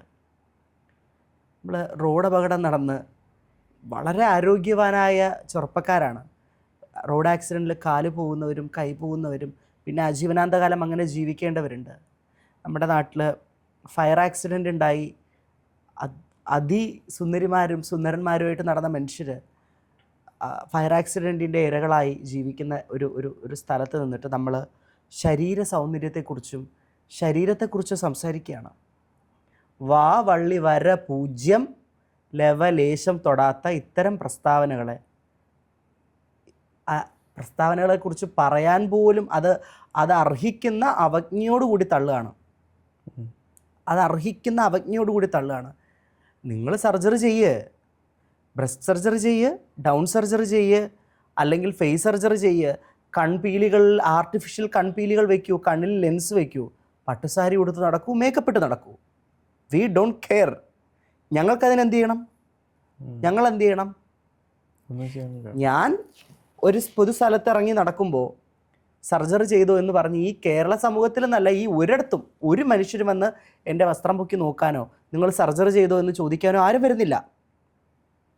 ഞാൻ സ്ത്രീകളുടെ ടോയ്ലറ്റ് ഉപയോഗിക്കുമ്പോൾ അവിടെ ഒരു സ്ത്രീയും ഒരു മനുഷ്യരും എന്നെ തുറച്ച് നോക്കുന്നില്ല, എന്നോട് സർജറി ചെയ്തിട്ടാണോ നിങ്ങൾ ഇതിനകത്ത് കയറിയെന്നും ചോദിക്കുന്നില്ല. അങ്ങനെ ഒരു എഡ്യൂക്കേറ്റഡായ വളരെ നല്ലൊരു സമൂഹത്തെ പടുത്തുയർത്തി നമ്മൾ ആ സമൂഹത്തിലാണ് ജീവിക്കുന്നത്. ആ സമൂഹത്തെ പടുത്തുയർത്തുന്നതിൽ ഈ പറഞ്ഞ വ്യക്തിക്ക് യാതൊരുവിധ പങ്കുമില്ല. ഇവരുടെ ഇൻ്റർവ്യൂ കർണാടകയിൽ വരട്ടെ, ആന്ധ്രാപ്രദേശിൽ വരട്ടെ, എവിടെ വരട്ടെ, അതിന് ഞങ്ങളെന്ത് ചെയ്യണം? ഞങ്ങൾ എന്ത് ചെയ്യണം? ഒന്നും ചെയ്യാനില്ല. അപ്പോൾ അല്ല, കിരൺ ഫോൺ എടുത്ത് ഈ പേര് ഗൂഗിളിൽ സെർച്ച് ചെയ്ത് നോക്കൂ. ഒന്നും ചെയ്തിട്ടില്ല. നിങ്ങൾ ശ്വേതാ മേനോനെ പോലെ ഇരിക്കുന്നുണ്ട് എന്നുള്ളതൊരു പ്രിവിലേജ് അല്ല. നിങ്ങൾ ഭയങ്കര പെണ്ണിനെ പോലെ ഉണ്ട് എന്ന് ഇരിക്കുന്ന ഈ അതിനകത്തൊന്നും അല്ല കാര്യം. കാര്യം എന്താണെന്നറിയുമോ? നിങ്ങൾ ഈ സമൂഹത്തിന് വേണ്ടി എന്ത് ചെയ്തു? നിങ്ങളുടെ ജീവിതം എന്താണ്? നിങ്ങൾ എങ്ങനെയാണ് ജീവിക്കുന്നത്? നിങ്ങളുടെ പെരുമാറ്റം, ബാക്കിയുള്ളവരോടുള്ള പെരുമാറ്റം എങ്ങനെയാണ്? നിങ്ങളുടെ ജീവിതത്തിലെ മൂല്യം എന്താണ്? നിങ്ങളുടെ വ്യക്തിത്വം എന്താണ്? ഇതൊക്കെയാണ് കാര്യം, അല്ലേ? നിങ്ങൾ വളരെ മോശം സ്വഭാവത്തിന് ഉടമയാണ്, പക്ഷെ നിങ്ങൾ എല്ലാ സർജറിയും ചെയ്ത് ഭയങ്കര പെണ്ണിനെ പോലെ ഇരിക്കുകയാണ്. എന്ത് കാര്യം? ആർക്ക് കാര്യം? പിന്നെ ഞാൻ ഒരു കാര്യം കൂടി ഞാൻ എൻ്റെ കൂടെ പറയട്ടെ. സർജറി ചെയ്തോ, പേഴ്സണലായി പറഞ്ഞതുകൊണ്ട് പറയാണ്, സർജറി ചെയ്യട്ടെ ചെയ്യാതിരിക്കട്ടെ, അത് അവരുടെ ചോയ്സാണ്. അവർ ടെസ്റ്റക്കിൾസ് റിമൂവ് ചെയ്യട്ടെ, അതായത് ബൈലാറ്ററൽ ഓർക്കിഡക്ടമി എന്നാണ് സർജറിയുടെ പേര്. ആ സർജറി ചെയ്യട്ടെ, ബ്രസ്റ്റ് എന്തോ ചെയ്യട്ടെ, അത് അവരുടെ ചോയ്സാണ്. ചിലപ്പോൾ അവർ വിചാരിക്കും, ഞാനൊരു ഭരതനാട്യം നർത്തകിയാണ്, ഞാൻ ഈ സർജറി കഴിഞ്ഞതിന് ശേഷം എനിക്ക് ഡാൻസ് കളിക്കാൻ പറ്റാത്തതുകൊണ്ട് ഞാനിപ്പോൾ മോഹിനിയാട്ടത്തിലേക്ക് കടന്നു എന്ന് പറയുന്ന ഗതികേടിലേക്ക് എത്തിപ്പെടാണ്ടിരിക്കാൻ വേണ്ടി അവർ സർജറി ചെയ്യുന്നുണ്ടാവില്ല. ജീവിതകാലം മുഴുവൻ വീട്ടിൽ നിന്ന് പുറത്തിറങ്ങുമ്പോൾ അഡൾട്ട് ഡൈപ്പർ യൂസ് ചെയ്ത് ഇറങ്ങുന്ന ഗതികേടിലേക്ക് എത്താണ്ടിരിക്കാൻ വേണ്ടി ചിലർ സർജറി ചെയ്യുന്നുണ്ടാവില്ല. ചിലർക്ക് സാമ്പത്തികമായ ബുദ്ധിമുട്ടുകൊണ്ടുള്ള അവർ സർജറി ചെയ്യുന്നുണ്ടാവില്ല. ചിലരുടെ ആരോഗ്യപരമായ പ്രശ്നങ്ങളുണ്ട് അവർ സർജറി ചെയ്യുന്നുണ്ടാവില്ല. ചിലരുടെ ചോയ്സാണ്, എൻ്റെ ശരീരത്തിൽ ഞാൻ ഹാപ്പിയാണ്, എൻ്റെ ശരീരത്തിൽ ഞാൻ സന്തുഷ്ടയാണ്, ഞാൻ ഇങ്ങനെ തന്നെ ജീവിച്ചോളാം എന്ന ചോയ്സിൻ്റെ പുറത്ത് സർജറി ചെയ്യാതിരിക്കുന്നവരുണ്ട്. ഡൗൺ സർജറി ചെയ്യാത്ത മനുഷ്യരെല്ലാവരും സെക്സ് വർക്കിന് വേണ്ടിയാണ് എന്നും അവരെല്ലാവരും ഷീമെയിൽസ് ആണ് എന്നും അവർക്കാണ് ഏറ്റവും കൂടുതൽ പൈസ ഉണ്ടെന്നൊക്കെയുള്ള വിവരമില്ലാത്ത ഇത്തരം അനാവശ്യമായ, അസഭ്യമായ, അശ്ലീലമായ പ്രസ്താവനകൾ വന്നിരുന്നിട്ട് സമൂഹ മാധ്യമങ്ങളിലൂടെ പറയുന്ന ഇവരെ ഞാൻ വെല്ലുവിളിക്കുകയാണ്. ഇനി ഇത്തരം ചാനലുകളിൽ വരുന്ന ഇതുപോലത്തെ പ്രസ്താവനകൾ, കേരള സമൂഹത്തെ തെറ്റിദ്ധരിപ്പിക്കുന്ന രീതിയിലുള്ള ഇത്തരം പ്രസ്താവനകൾ ഇനി പറഞ്ഞാൽ നിങ്ങൾ നേരിടാൻ പോകുന്നത് നിയമപരമായിരിക്കും, നേരിടാൻ പോകുന്ന അദൃജിയോടായിരിക്കും. നിയമപരമായി തന്നെ മുന്നോട്ട് പോകും. അപ്പോൾ ഇന്ന് നിങ്ങൾക്ക് കൈയടിക്കുന്ന പല ട്രാൻസ്ജെൻഡർ മനുഷ്യരും നിങ്ങളുടെ കൂടെ നിൽക്കില്ല. കാരണം കേരളത്തിലെ ട്രാൻസ്ജെൻഡർ മനുഷ്യർ ഒരു പ്രശ്നം വന്നാൽ എത്ര തന്നെ വിമർശനം ഉണ്ടാവുകയും എത്ര തന്നെ പ്രശ്നം ഉണ്ടാവുകയും എത്ര തന്നെ പരസ്പരം വൈരുദ്ധ്യാത്മകമായ ആശയങ്ങൾ ഉണ്ടാവുകയും ചെയ്താലും കേരളത്തിലെ ട്രാൻസ്ജെൻഡർ മനുഷ്യർ ഇത്തരം അസഭ്യങ്ങൾക്കും അശ്ലീലങ്ങൾക്കും നേരെ ഒരുമിച്ച് കൈകോർത്തുനിന്ന് നിയമപോരാട്ടം നടത്തിയവരാ. ട്രാൻസ്ജെൻഡർ മനുഷ്യരുടെ ജീവനത്തിനെതിരെ പരസ്യമായി സമൂഹ മാധ്യമങ്ങളിലൂടെ പ്രചരിപ്പിച്ച സംഘടനയ്ക്കെതിരെ കോടതി കയറിയവരാ ഞങ്ങൾ. നിയമപോരാട്ടം നടത്തും. നിങ്ങൾ സമൂഹ മാധ്യമങ്ങളിലൂടെ സമൂഹത്തെ തെറ്റിദ്ധരിപ്പിക്കുക, സർജറി ചെയ്യാത്ത ട്രാൻസ്ജെൻഡർ മനുഷ്യരൊക്കെ എന്തോ മോശക്കാരാണെന്ന രീതിയിൽ ചിത്രീകരിക്കുന്ന ഒരു ഫാൾസ് നരേഷൻ കൊടുത്തുകൊണ്ടിരിക്കുക. നിയമപരമായി നേരിടും. ഇതിപ്പോൾ പറഞ്ഞ ഒരാളെ പറ്റി താങ്കൾ പറഞ്ഞു, ഇതേ സ്ഥലത്ത് നമ്മുടെ ചാനലിൽ നമ്മൾ ഇൻ്റർവ്യൂസ് എടുത്ത സമയത്ത് അല്ലെങ്കിൽ വേറെ ആൾ സംസാരിച്ച കാര്യമാണ്, കാമവാഹിനിയും ആളുടെ കൂടെ ഉണ്ടായിരുന്ന ഒരു ട്രാൻസ്ജെൻഡർ ആയിരുന്നു, ജാസ് ഡിസൂസ എന്നാണ് അദ്ദേഹത്തിൻ്റെ പേര്. അവർ പറയുന്നത് ഷീമെയിൽസിന് ഭയങ്കര ഡിമാൻഡാണ്, കേരളത്തിലെ പുരുഷന്മാർക്ക് ഏറ്റവും കൂടുതൽ ആവശ്യം ഷീമെയിൽസിനാണ് എന്നൊരു സ്റ്റേറ്റ്മെൻറ്റ് അവർ പറഞ്ഞു. അപ്പോൾ താങ്കൾ ഈ പറഞ്ഞ സ്റ്റേറ്റ്മെൻറ്റും അവർ പറഞ്ഞ സ്റ്റേറ്റ്മെൻറ്റും തമ്മിൽ എങ്ങനെ നമുക്ക് യോജിക്കാൻ പറ്റും? അവർ ഒരു അഡൽട്ട് ഇൻഡസ്ട്രിയിലെ ആർട്ടിസ്റ്റുകളാണ്. കിരൺ, ഷീമെയിൽസിന് ഡിമാൻഡ് ഉണ്ടോ ഇല്ലയോ എന്നുള്ളത് എനിക്കറിയില്ല. എനിക്ക് എൻ്റെ മേഖലയല്ല അത്. ഈ പറഞ്ഞ വ്യക്തി, ഇപ്പോൾ പറഞ്ഞ കാമവാഹിനി, അവരൊക്കെ അഡൽട്ട് മേഖലയിൽ പ്രവർത്തിക്കുന്നവരായിരിക്കും, അവർക്കറിയായിരിക്കും. മറ്റേ വ്യക്തിക്ക് ഇതിനെക്കുറിച്ചൊക്കെ അറിയാൻ മറ്റേ വ്യക്തി ഈ മേഖലയിൽ പ്രവർത്തിക്കുന്ന വ്യക്തിയാണോ എന്ന് എനിക്കറിയില്ല. പക്ഷെ എന്തായാലും എനിക്കറിയില്ല, എനിക്ക് അതിനെ പറ്റിയിട്ട് അറിയില്ല. അങ്ങനെ ഷീമെയിലായിട്ടുള്ള വ്യക്തികൾക്ക് അവർക്ക് ഡിമാൻഡ് ഉണ്ട്, അതുകൊണ്ട് അവർ ചെയ്യുന്നു. അതും അവരുടെ ചോയ്സാണ്. അതുകൊണ്ട് ഒരാളല്ല, എൻ്റെ പോയിന്റ് ഒരാളല്ല പറയുന്നത്, വീണ്ടും ഇൻഡസ്ട്രിയിൽ വർക്ക് ചെയ്യുന്ന ആൾക്കാർ അത് തെറ്റായ ധാരണയാണെന്നേ. ഡൗൺ സർജറി ചെയ്യാത്ത എല്ലാവരും ഇതിനു വേണ്ടിയാണ് ഡൗൺ സർജറി ചെയ്യാണ്ടിരിക്കുന്നു എന്ന് പറഞ്ഞു കഴിഞ്ഞാൽ അല്ല, താങ്കൾ പറഞ്ഞപ്പോൾ എനിക്ക് അതെന്ത് മോശമായിട്ടുള്ളൊരു ഒരുപാട് പ്രസ്താവനയാണ്. കാര്യങ്ങൾ മനസ്സിലായി. അത് ഒരുപാട് ബുദ്ധിമുട്ടുകൾ, ഒരുപാട് വേദനകൾ, പല കാര്യങ്ങളും ഉണ്ട്, പല ഫാക്ടേഴ്സ് ഉണ്ട്. ഒരാള് സർജറി ചെയ്യുന്നില്ല, ഇപ്പം സക്സസ് ആവണമെന്ന് നിർബന്ധമില്ല. ഒരു നിർബന്ധവും ഇല്ല. എനിക്കറിയാം അഡൾട്ട് ഡയപ്പർ യൂസ് ചെയ്യുന്ന വ്യക്തികളുണ്ട്, സർജറിക്ക് ശേഷം വേദന സഹിച്ച് ജീവിക്കുന്നവരുണ്ട്, ഒരുപാട് പേരുണ്ട്. അത് അവർ ചൂസ് ചെയ്തു, അത് അവർ ഫേസ് ചെയ്യുന്നു. അത് ചൂസ് ചെയ്യാത്ത സക്സസ്ഫുൾ ആയിട്ടുള്ളവരുണ്ട്. ഒരുപാട് വ്യക്തികൾ സക്സസ്ഫുള്ളായി സർജറി ചെയ്ത് വളരെ നോർമലായി ജീവിക്കുന്നവരുണ്ട്. അതവർ ജീവിക്കുന്നു. അതൊരു ചോയ്സാണ്. താൻ സർജറി ചെയ്യുന്നോ ഇല്ലയോ എന്നുള്ളത് വ്യക്തിപരമായൊരു ചോയ്സാണ്. ആ സർജറി ചെയ്യാത്തത് കൊണ്ട് നിങ്ങൾക്കിവിടെ നിയമപരമായോ അല്ലെങ്കിൽ സാമൂഹികപരമായോ നിങ്ങൾക്ക് ഒരു പ്രശ്നവും ഇല്ല, നിങ്ങൾക്കിവിടെ ജീവിക്കാം. പക്ഷേ ഈ വ്യക്തി ഇവിടെ വന്നിരുന്നിട്ട് പറയുന്നത് ഇവർക്കാണ് ഡിമാൻഡ്, ഇവർക്കൊക്കെ എങ്ങനെ തോന്നുന്നു എന്നാണ് ഞാൻ പറയാം. കാരണം എന്താണെന്നറിയാമോ, കേരളത്തിലെ ട്രാൻസ്ജെൻഡർ മനുഷ്യർ കഷ്ടപ്പെട്ട് ഉയർന്ന് മുകളിലേക്ക് വന്നൊന്നും ഇവർ കണ്ടിട്ടില്ല, അതിൽ ഇവരൊട്ടും ഭാഗവുമായിട്ടില്ല. ട്രാൻസ്ജെൻഡർ മൂവ്മെൻറ്റ് നടന്ന സമയത്തൊന്നും ഇവരൊന്നും ഇവിടെ ഇല്ല, ഇവരതിൻ്റെ ഭാഗമേല, ഇവരൊന്നും ചെയ്തിട്ടില്ല. ഇവർ ട്രാൻസ്ജെൻഡർ മനുഷ്യർക്കെന്നല്ല, ഈ പറഞ്ഞ വ്യക്തിയുടെ കണ്ടംപററി ആയിരുന്നു നർത്തകി നടരാജ്. ഇന്ന് അവരിയ്ക്കുന്ന പൊസിഷൻ പത്മശ്രീ നർത്തകി നടരാജാണ്. ഞാൻ വളരെ സ്നേഹത്തോടു കൂടി ഞാനൊരു ഉപദേശമാണ് തരുന്നത്. ജീവിതത്തിൽ ഇത്രയും പ്രായം കഴിഞ്ഞു, ഇത്രയും കാലം കഴിഞ്ഞു, കൊഴിഞ്ഞു പോയി, നശിച്ചു പോയി. ഇനി അത് തിരിച്ചു വരില്ല. ഇനി മുന്നോട്ടുണ്ടാവുക ഏറിപ്പോയാൽ എത്ര കാലം? ബാക്കിയുള്ളവരെ പഴിച്ചും അങ്ങോട്ടും ഇങ്ങോട്ടും കുറ്റം പറഞ്ഞും ബാക്കിയുള്ളവരെ നികൃഷ്ടമായി ബാക്കിയുള്ളവരെ കുറിച്ച് ചിന്തിച്ചും കുറ്റം പറഞ്ഞും വിമർശിച്ചും ഇങ്ങനെ ജീവിതം നശിപ്പിക്കാതെ do something useful with your life. അവരിപ്പോ നാട്ടിലോട്ട് എന്താ കലാമേഖലയിൽ എന്ത് ചെയ്തു? ഒരുപാട് കാര്യങ്ങൾ ചെയ്തു എന്നാണ് പറയുന്നത്. എന്ത് ചെയ്തു? 2017 ഈ ദ്വയ എന്ന സംഘടനയിലെ വിധികർത്താവായി വന്ന് ഇരുന്നപ്പോൾ മാത്രമാണ് ഈ വ്യക്തിനെ ഇവിടെ ഞങ്ങൾക്കറിയുന്നത്. ഞാനൊരു നർത്തകിയായിരുന്നിട്ട് കൂടി ഞാൻ അറിയുന്നത് അപ്പോഴാണ്.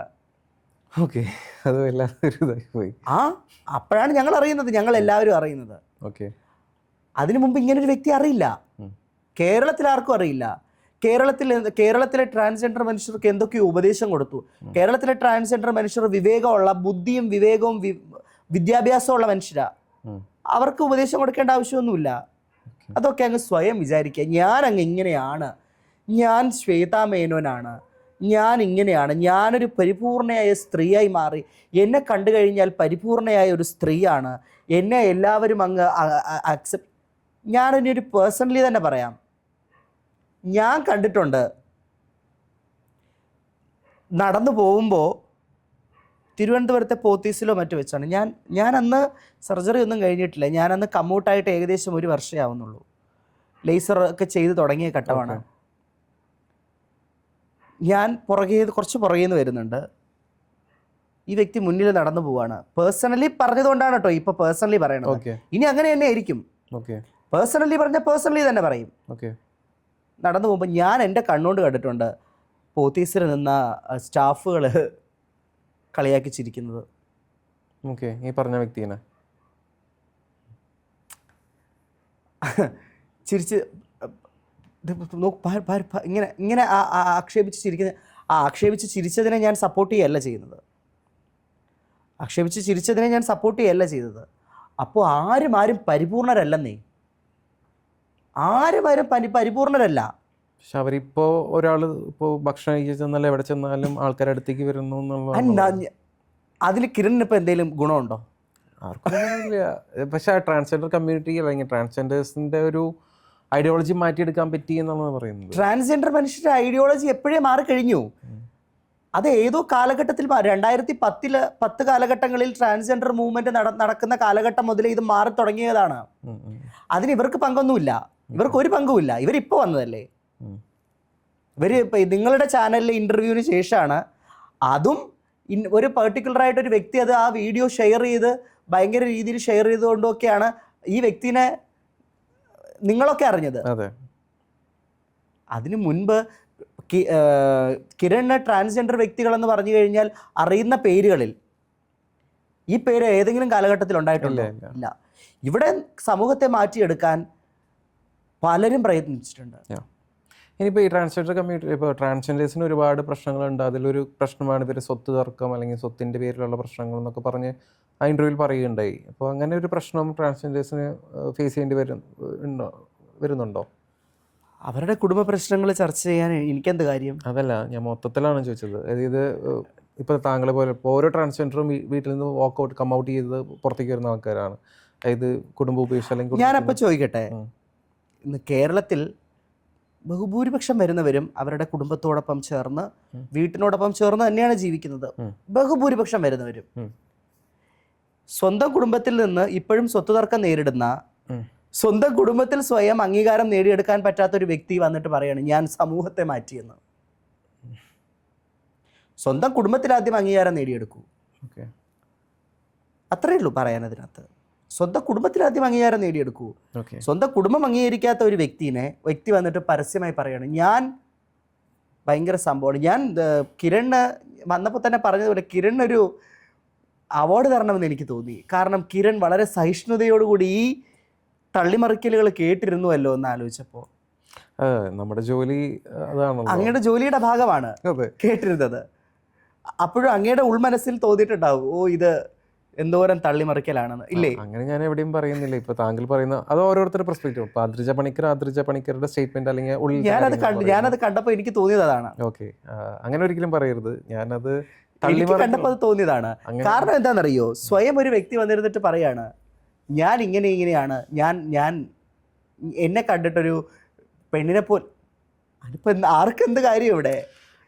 അത് പിന്നെ പറയുന്നുണ്ടായിരുന്നു ഈ അനുഭവം പലർക്കും ഉണ്ടായ അനുഭവമാണ്, എനിക്കും ഉണ്ടായ അനുഭവമാണ്. എനിക്ക് വളരെ ക്രൂഷ്യലായി ഫാറ്റി ലിവർ വളരെ ക്രൂഷ്യലായിട്ട് ഹോസ്പിറ്റലിൽ പോയി സ്കാൻ ചെയ്തപ്പോൾ ഇതേ ചോദ്യം ഞാനും നേരിട്ടിട്ടുണ്ട്. ഞാൻ മാത്രമെന്നല്ല, എല്ലാ ട്രാൻസ്ജെൻഡർ മനുഷ്യരും നേരിട്ടിട്ടുണ്ട്. അതൊരു യൂഷ്വലായ കാര്യമാണ്. അതിനെ ഭയങ്കരമായിട്ട് വർണ്ണീകരിക്കേണ്ട ആവശ്യമില്ല. അപ്പം ഞങ്ങളെപ്പോലെ ബോധമുള്ള ആൾക്കാർ എന്ത് പറയും, മാം ഞാനൊരു ട്രാൻസ്ജെൻഡർ വ്യക്തിയാണ്, അതുകൊണ്ടാണ് ഇങ്ങനെ. അപ്പം ഞാനൊന്നും മിണ്ടിയില്ല. ക്രെഡിറ്റ് അല്ല, അതൊരു ക്രെഡിറ്റ് അല്ല. നമ്മുടെ ശരീരത്തെ നമ്മൾ അംഗീകരിച്ച് പറ്റും. നമ്മളൊരു ജന്മന ഇതെല്ലാം കൊണ്ടുവന്ന വ്യക്തികളല്ല. ഈ പറയുന്നവരും ഒക്കെ കുറേ കാലം ആണായി നടന്നു, കുറേ കാലം ഈ പറയുന്ന പോലെ എന്താണ് പുഷപ്പ് ബ്രായിട്ട്, ബ്രസ്റ്റ് ഇല്ലാതെ പുഷപ്പ് ബ്രായിട്ട് സാരി ഉടുത്ത് മെഡ്രാസിൽ നടന്ന് പിന്നീട് സർജറികൾ ചെയ്യാനുള്ള സാഹചര്യമുണ്ടായി. സാമ്പത്തികമായതോ എല്ലാ രീതിയിലും സർജറികൾ ചെയ്യാനുള്ള സാഹചര്യമുണ്ടായി. സർജറി ചെയ്തപ്പോൾ മാത്രമാണ് അവർ ഇന്ന് ഈ കാണുന്ന വ്യക്തിയായത്. അതുപോലെയാണ് എല്ലാവരും. അവർക്ക് അവരുടേതായ സമയം വേണം. തീർച്ചയായിട്ടും. എനിക്കിപ്പോൾ ഈ പറഞ്ഞ പല കാര്യങ്ങൾ ആലോചിക്കുമ്പോൾ വളരെ ബുദ്ധിമുട്ടും വളരെ കഷ്ടപ്പാടുമാണ് ഓരോ ട്രാൻസ്ജെൻഡേഴ്സും അനുഭവിച്ചുകൊണ്ടിരിക്കുന്നത്. ഓക്കെ, അപ്പോൾ അത് ജനങ്ങളിലേക്ക് അറിയാൻ സാധിച്ചതിൽ വളരെ സന്തോഷം. നമ്മൾ ഒരുപാട് കാര്യങ്ങൾ ചർച്ച ചെയ്തു. രാഷ്ട്രീയത്തിൽ നിന്ന് ഇപ്പോൾ ട്രാൻസ്ജെൻഡർ വരെ എത്തി, അതിൽ നിന്ന് പല കാര്യങ്ങളിലേക്ക് എത്തി. അവസാനമായിട്ട് നമ്മുടെ പ്രേക്ഷകരോട് എന്താണ് പറയാനുള്ളത്? പ്രേക്ഷകരോട് എന്താ പറയാനുള്ളത്, എപ്പോഴും തരുന്നത് പോലെയുള്ള സ്നേഹം ഇനിയും തുടർന്ന് തരിക. നിങ്ങളുടെ അനുഗ്രഹമാണ് ഓരോ പുതിയ പുതിയ കാര്യങ്ങളും ഇനിഷ്യേറ്റീവ്സും ലൈഫിൽ ചെയ്യാൻ പറ്റുന്നത്. ഈ ചെറിയ പ്രായത്തിൽ തന്നെ ഓരോ അച്ചീവ്മെൻറ്റ്സും നേടാൻ സാധിച്ചതൊക്കെ എല്ലാവരുടെയും പ്രാർത്ഥനയാണ്. ഉറപ്പായും എന്നെ കാണുന്നവരും കേൾക്കുന്നവരും തന്നെയാണ് എന്നെ വളർത്തിയത് എന്ന് ഞാൻ വിശ്വസിക്കുന്നു. ഇപ്പോൾ പുതിയൊരു മേഖല അല്ലെങ്കിൽ പോലും പുതിയൊരു മേഖലയിലേക്ക് എന്ന് പറയാം കാലെടുത്ത് വെച്ചിരിക്കുന്നു. അപ്പോഴും ഈ സപ്പോർട്ടും സ്നേഹവും ഒക്കെ ഉണ്ടാവുക.